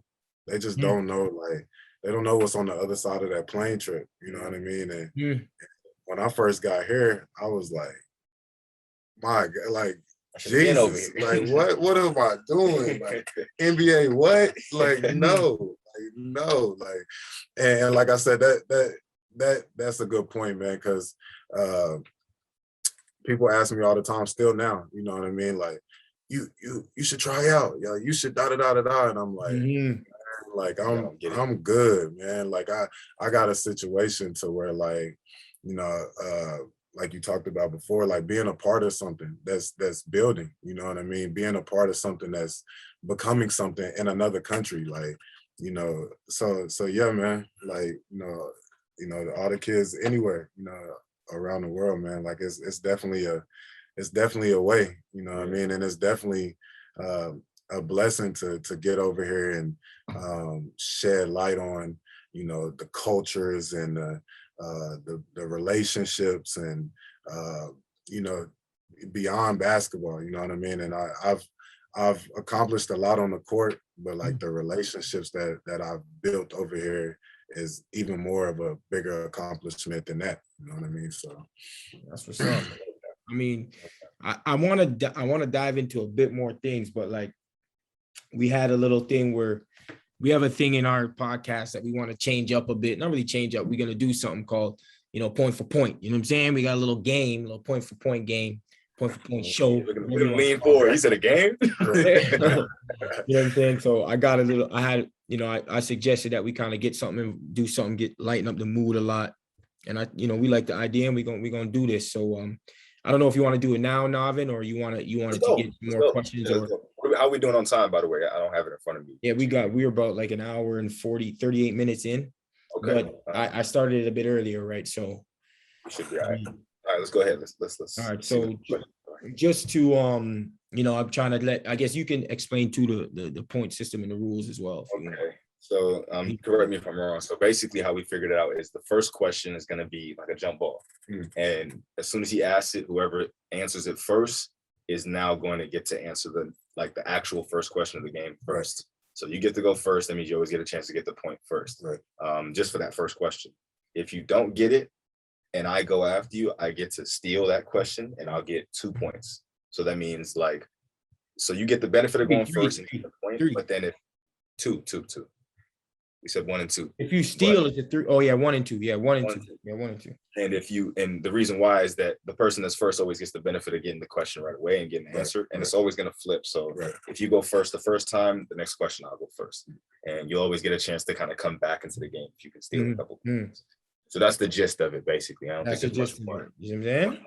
Yeah. All right, so I'm gonna throw out the first question, and we're gonna keep it kind of in the basketball ballpark for like the jump ball, since you both basketball players, you know what I'm saying? Not better than me yet, but you know what I'm saying? Anyway, okay. Here's the question, what's the name of the person who invented basketball? Dr. James Naismith. All right. Yo, yeah. I could have got that, but he said doctor. I'm like, I don't know the doc. I know James Naismith. Dr. J. Come on. We'll give it to. So he give it to me. I'll take it. Navin can go first. All right. So for 1 point, Navin.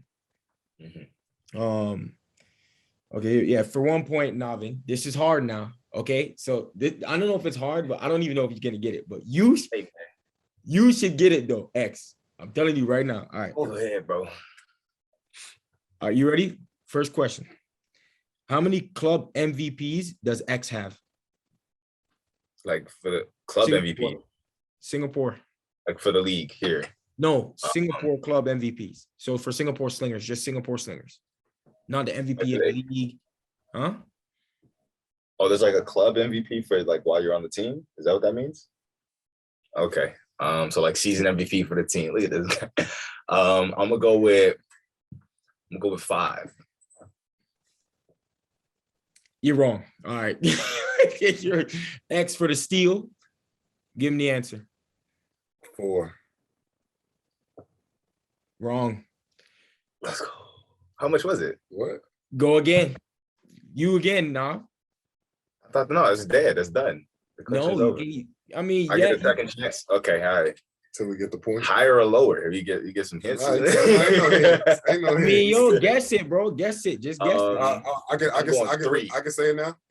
3. He said 3. You're wrong. Go. 6. No, you guys both 2. Anyway, Well, Yes. I never got those two awards either. Yeah. It doesn't. Right? You have one I've or only two. got one of those. Oh, okay. Yeah. So it says that he's gotten 2 club MVPs, but that's You don't something. even know what that is. All right. So for the second question, Hey, Jordan, you asked the question wrong. I have been MVP twice, but not for Singapore. Once for Singapore, once for Thailand. Look at this But guy. go ahead.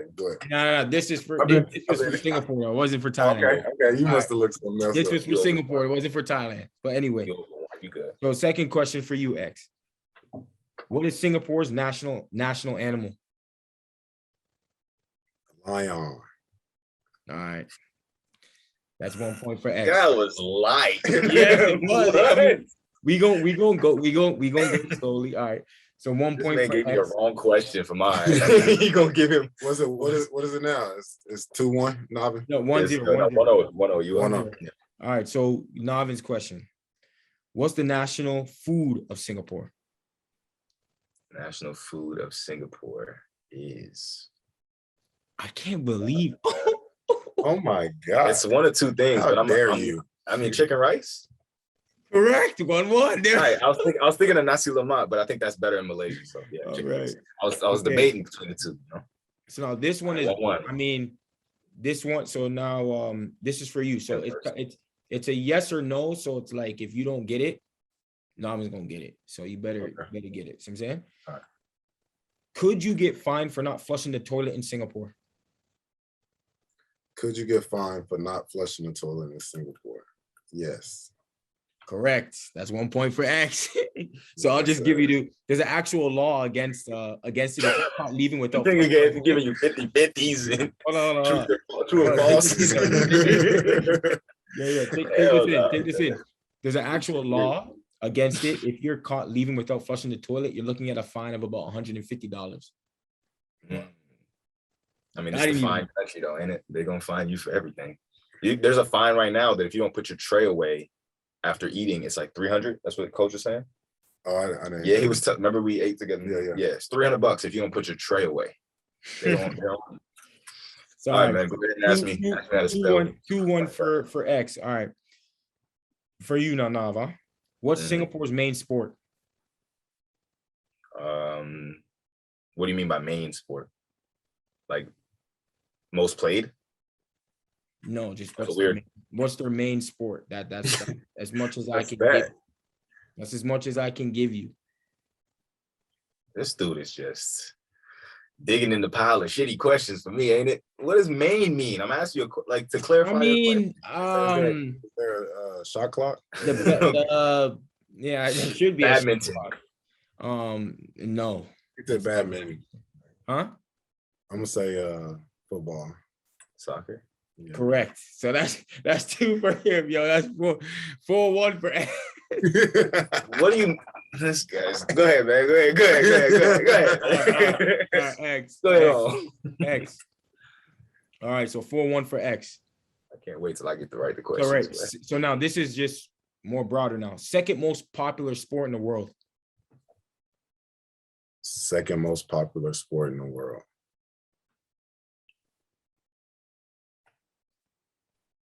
It's me first. Mm-hmm. Yeah.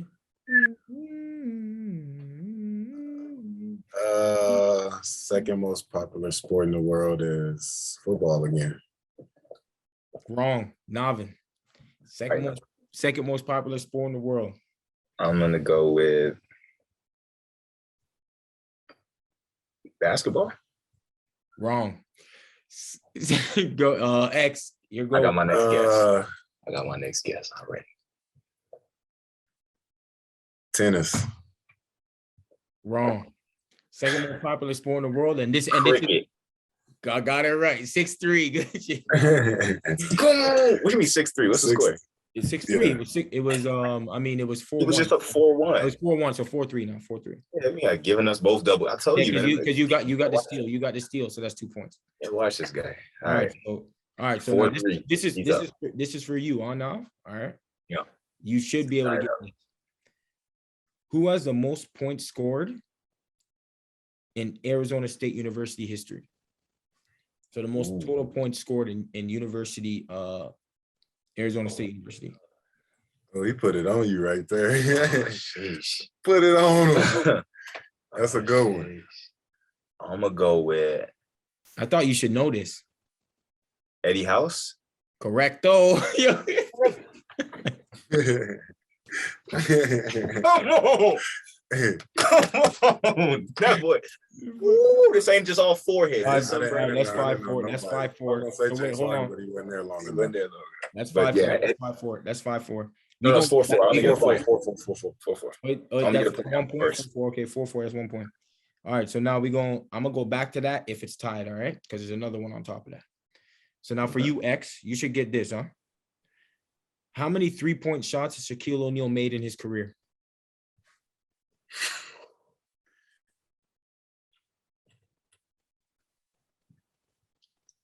In his NBA career? In his NBA career. 0. That's wrong. Navin, go for the steal.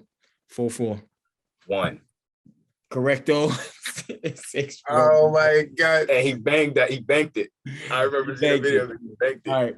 So now Navin, for I'm up. What? I'm up 6-4. 6-4. So now this one, I honestly. Come back. All right. Who's missed the most shots in NBA history? Kobe Bryant. Correcto. That boy running it up. They plotting on my downfall, and I still found them. So now X, this is for you. So now you're up. Now what? I'm up 7-4. 7-4. All right. So X, this is for a point right here. Who has the most passing TDs in NFL history? Since you guys both like football. The most Tom Brady. Correcto. That's right. I would have gotten that wrong. I was gonna guess. Correcto. So that's he got yards. That's what it is. So that's 7-5. Say what? 7-5. That's the score. So that's game. But now I'm gonna give you a little bonus question for 3 points. So if you get this, you could win. If you get this, obviously, you've won the thing. All right. This is for 3 points. This is back. So anybody else this out? Y'all see how they trying to get me? You see how all of a sudden so yell it out. There's a 3-pointer. So now the question is so it was Eddie House, right? How much points was it that the most amount of points that he scored in a game, at Arizona State University? 54. Wrong.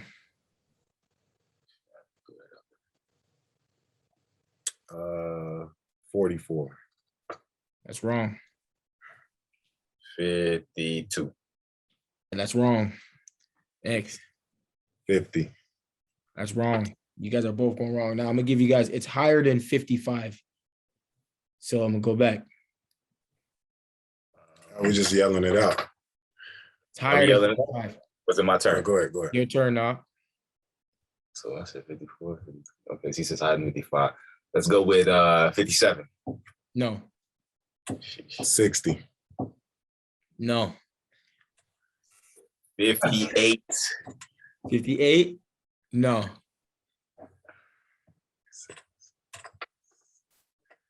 It better not be what you want. Would be bad. 57. No. I just guessed that one. Let's go. Oh, you just guessed that one. I thought he said 58. I did, but before that, I said 59. No. What would you say? 59. No. Oh my God. 63. Nope. 61. Nope. 62. Yep. That's got it. Let's go. This game. Let's go. Let's go. Hey, you wanted to say, yeah, that's how I knew it was that. Why you didn't go right up under? I thought it was gonna be an odd number because he hit threes. Oh my God. That was a good game. That was a good game. All right, so X, Navin might bring you a little gift for winning that. I don't know if you want to take you off the team. We have an extra one of these, so who knows?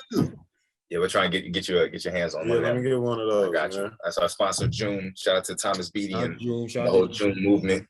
bottle that self cleans. So basically all you have to do is put any water in it. There's a button on top that sends a UV light down, and either it'll clean it in 60 seconds or you can set the timer on and it'll clean it every 6 hours, the same thing. And and it keeps it cold. It's like a thermos. It's a dope one. Wow. Yeah, so so that's on you now. And shout out to Donovan, with the helping of the questions, on the ones and twos. Thank you for helping. You know what I'm saying?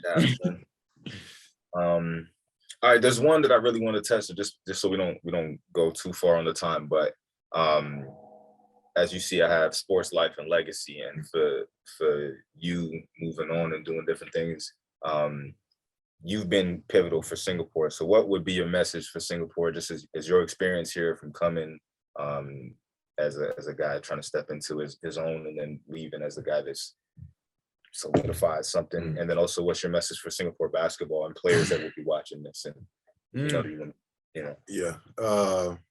first would be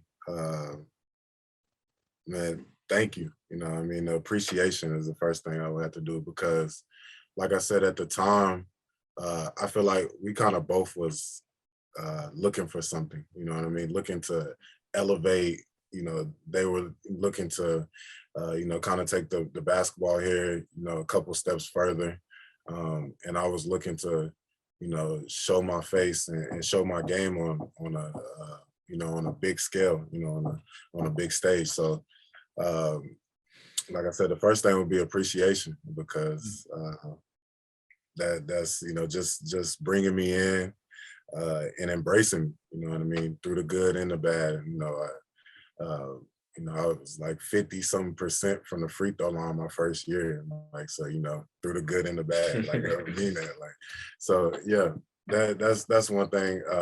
Like I said, I'm just very grateful, and will always have a place in my heart for Singapore. And then for the kids, man, I would say to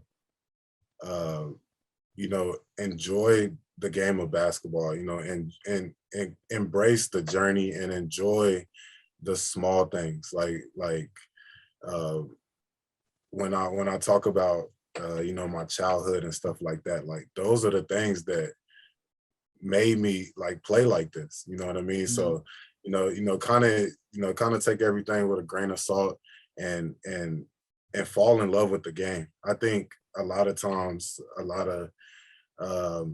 when I've been coaching out here, sometimes it seems like not that they're pushing the kids too far, but they're working on the wrong things. When I have love for this game because I love the game first, you know what I mean? And then after I fell in love with it, then I wanted to be good at it. You know what I mean? I wasn't good when I fell in love with it. You know what I mean? So for me, and I always try to tell the kids that I'm coaching and stuff like that, everything's not going to be a smooth road. You're going to go through hurdles and stuff like that. And, just continue to be, resilient, you know what I mean? And,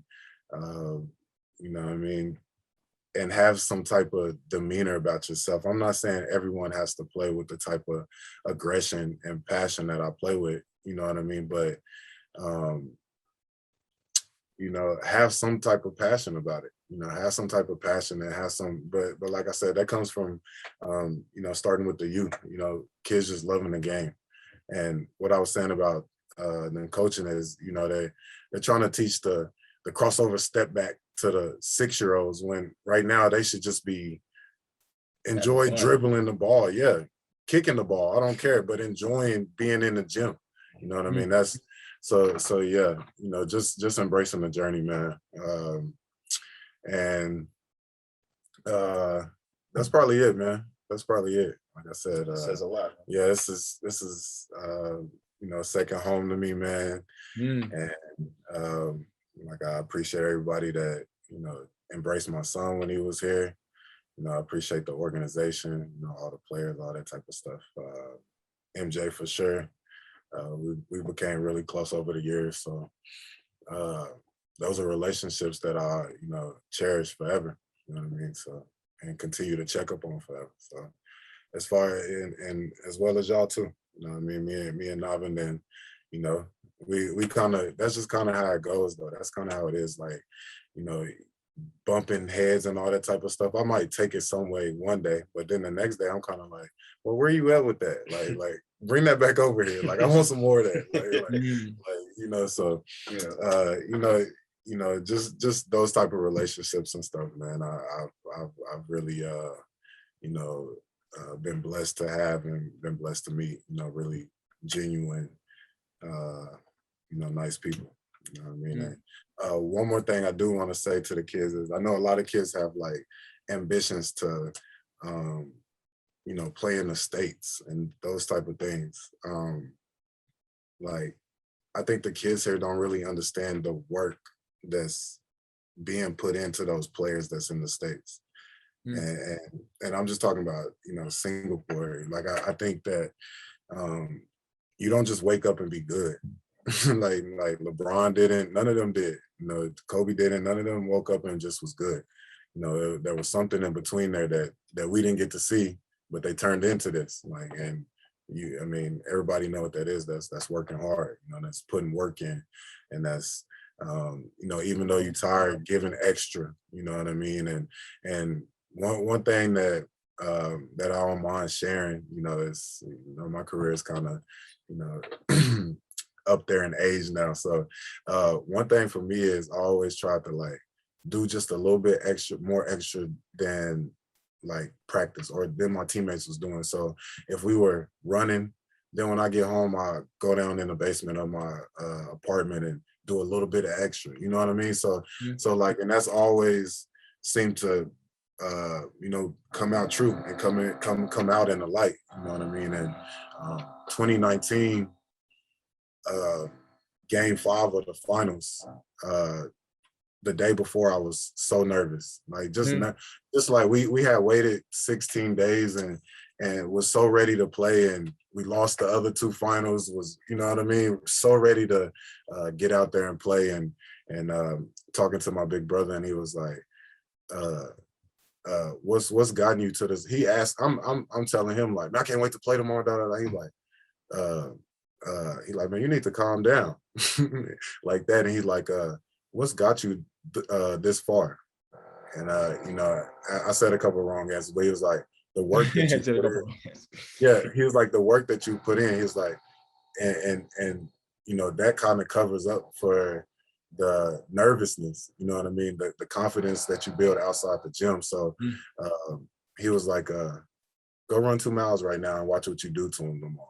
Like that. And we didn't win a championship, but I dunked the first play of the game, and I instantly in the game I was like, man, my brother, man, you Mr. Miyagi for real, man. Shout out Steve, man, Mr. Miyagi, man. But yeah, that's one thing, man. So if you're nervous to be embarrassed or any of that type of stuff, put the work in. You know what I mean? It's plain and simple. All right.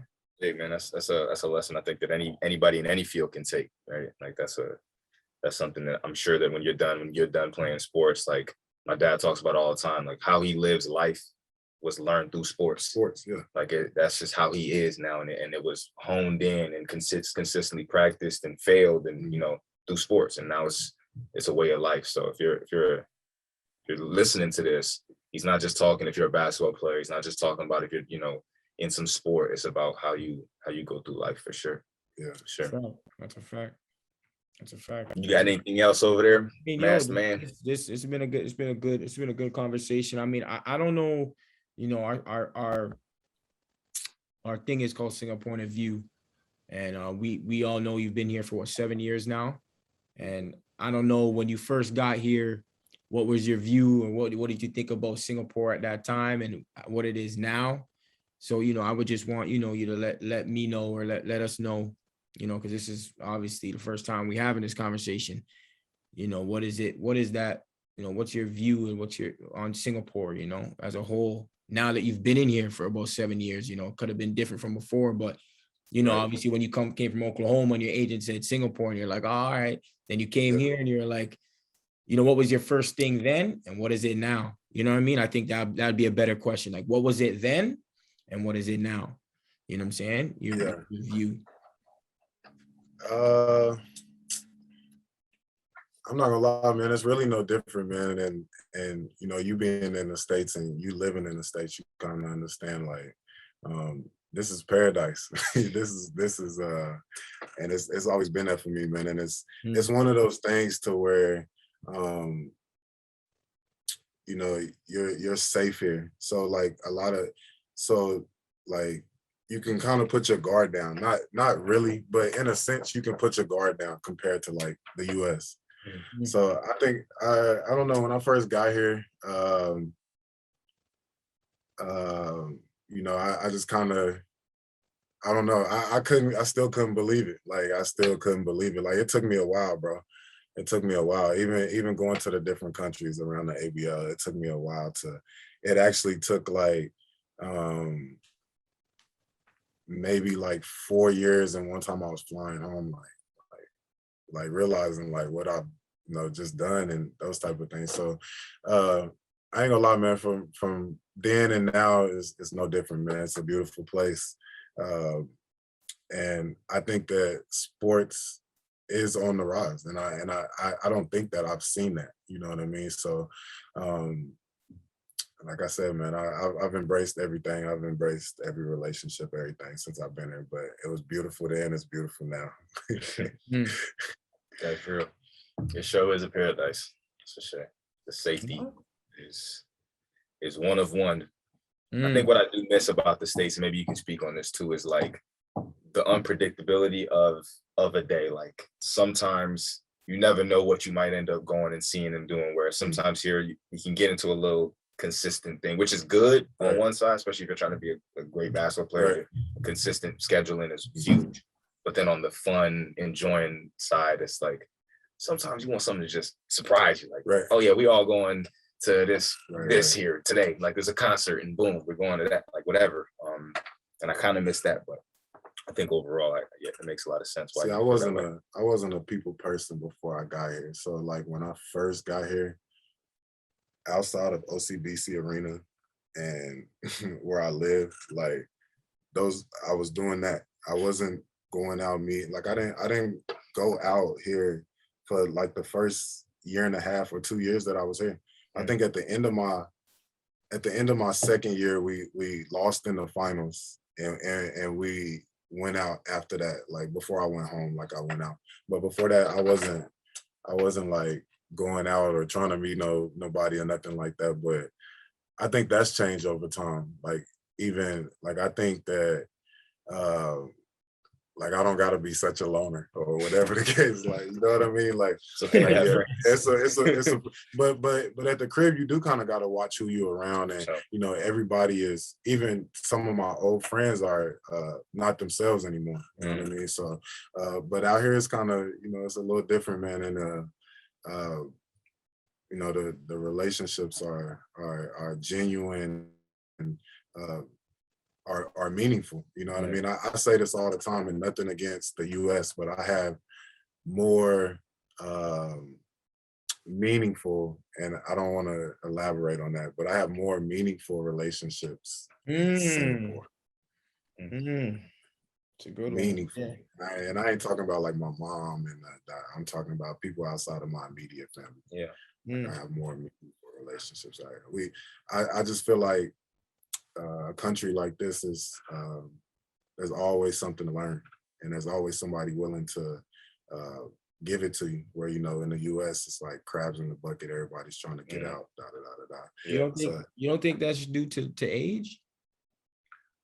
Do I think that's due to age? Yeah, like you don't think that's due to age? Like I think because you've been here pretty much your whole 20s in a way? Yeah, 26 to 32. Yeah, so I mean, do you think as you're getting older, you're just becoming a different, you know what I'm saying? Not saying different, but you're looking at things a little differently than when you did when you were a bit younger growing up in America. You know what I'm saying? Like I'm sure if I was since I was in Singapore my whole 20s, like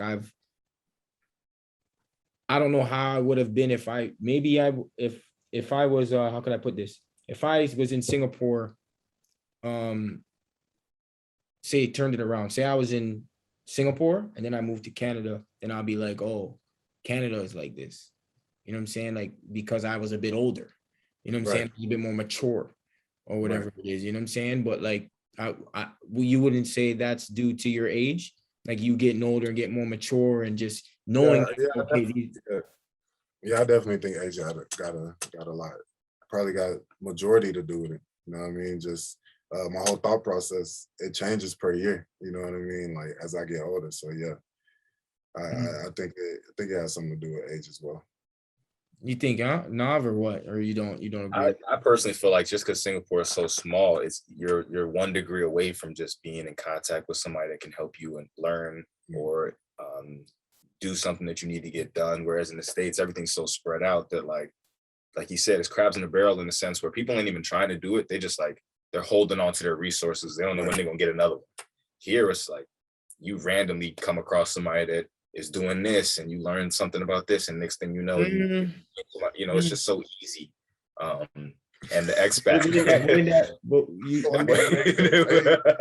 Like, yo, I mean, I hear what you're saying, but what I'm saying, what I can counter that is, or not counter, but like say like, if you see when you're getting older, right, and you're in America or Canada, and you're branching out more and meeting people, you know what I'm saying? It's kind of similar. Like say like when you get old, like before when I was younger, I didn't want to like meet anybody, or I didn't care, but you know what I'm saying? But as I was getting older, it's like, okay, now I'm gonna go out to different places, things that I don't really do, and meet people. And then that's how you can do the same thing in a bigger country, like what we do, you know what I'm saying?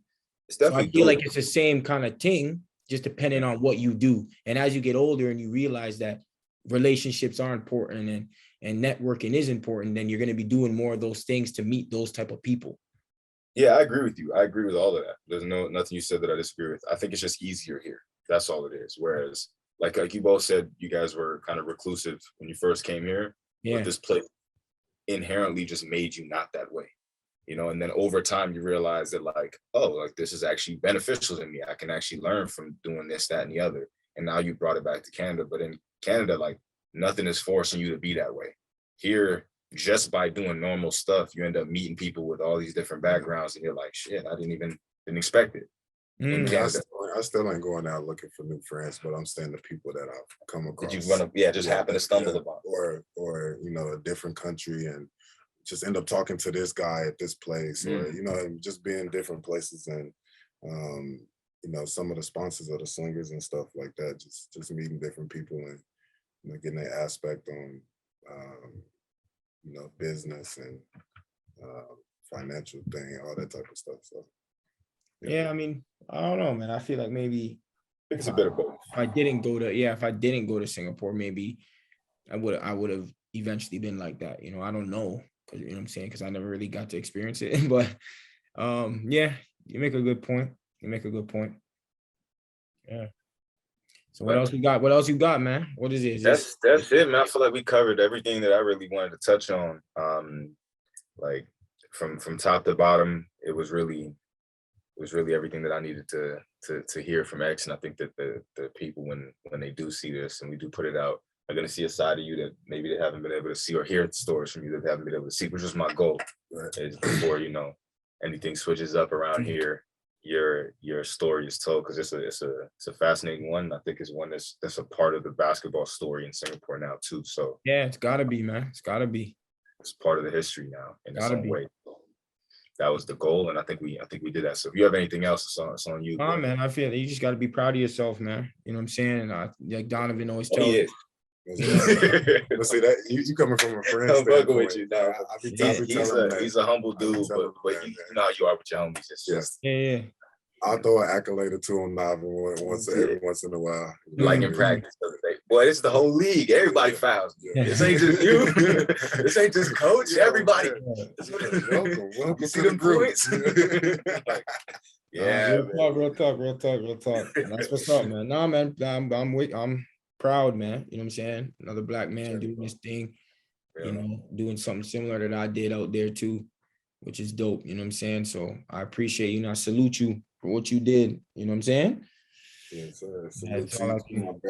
Yeah, man. I appreciate you coming in, tapping in with us. And then when we share this, I hope that everybody gets the right idea of what you've been able to do and accomplish here, because it's been nothing short of one. You know, you're the only person that's done what you've done. Yeah. So it needs to be looked at that way. Yes, sir. All right, man. Without further ado, Yeah. I mean, episode 5, we're out of here. I might smoke and miss some 2K or Madden soon, or maybe not Madden, but 2K, FIFA for sure. But I appreciate y'all. Go ahead. You got anything else to say, co-host? Man, I mean, appreciate you guys. I mean, it's been a minute. Shout out to Big D. You know what I'm saying? Shout out to you. Yeah, I told you can't keep talking about it like that, man. Can't let it go.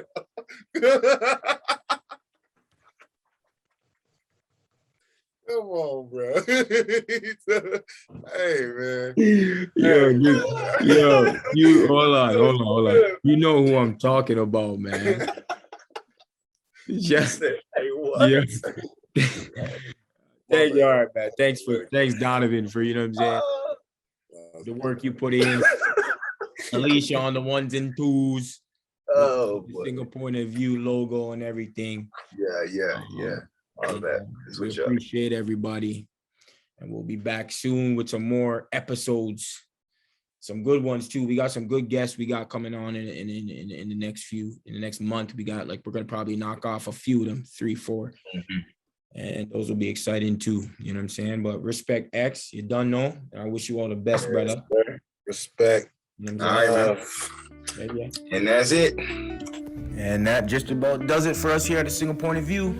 So stay tuned for the next episode as we post updates and sneak peeks on our Instagram at Singapore Point of View. Don't forget it. Also follow us at Singapore Point of View on YouTube. Stay locked in on all of the full episodes as well as our short clips of each show. We'd like to thank our podcast sponsors, June, Proform Basketball Academy, and Puma, of course. Also, special shout out to the media manager, Sana, to our logo artist, Alicia Webb, and our advisor/assistant executive producer, Donovan Lang. Peace. In due time, babe, it's me and you time from sunrise.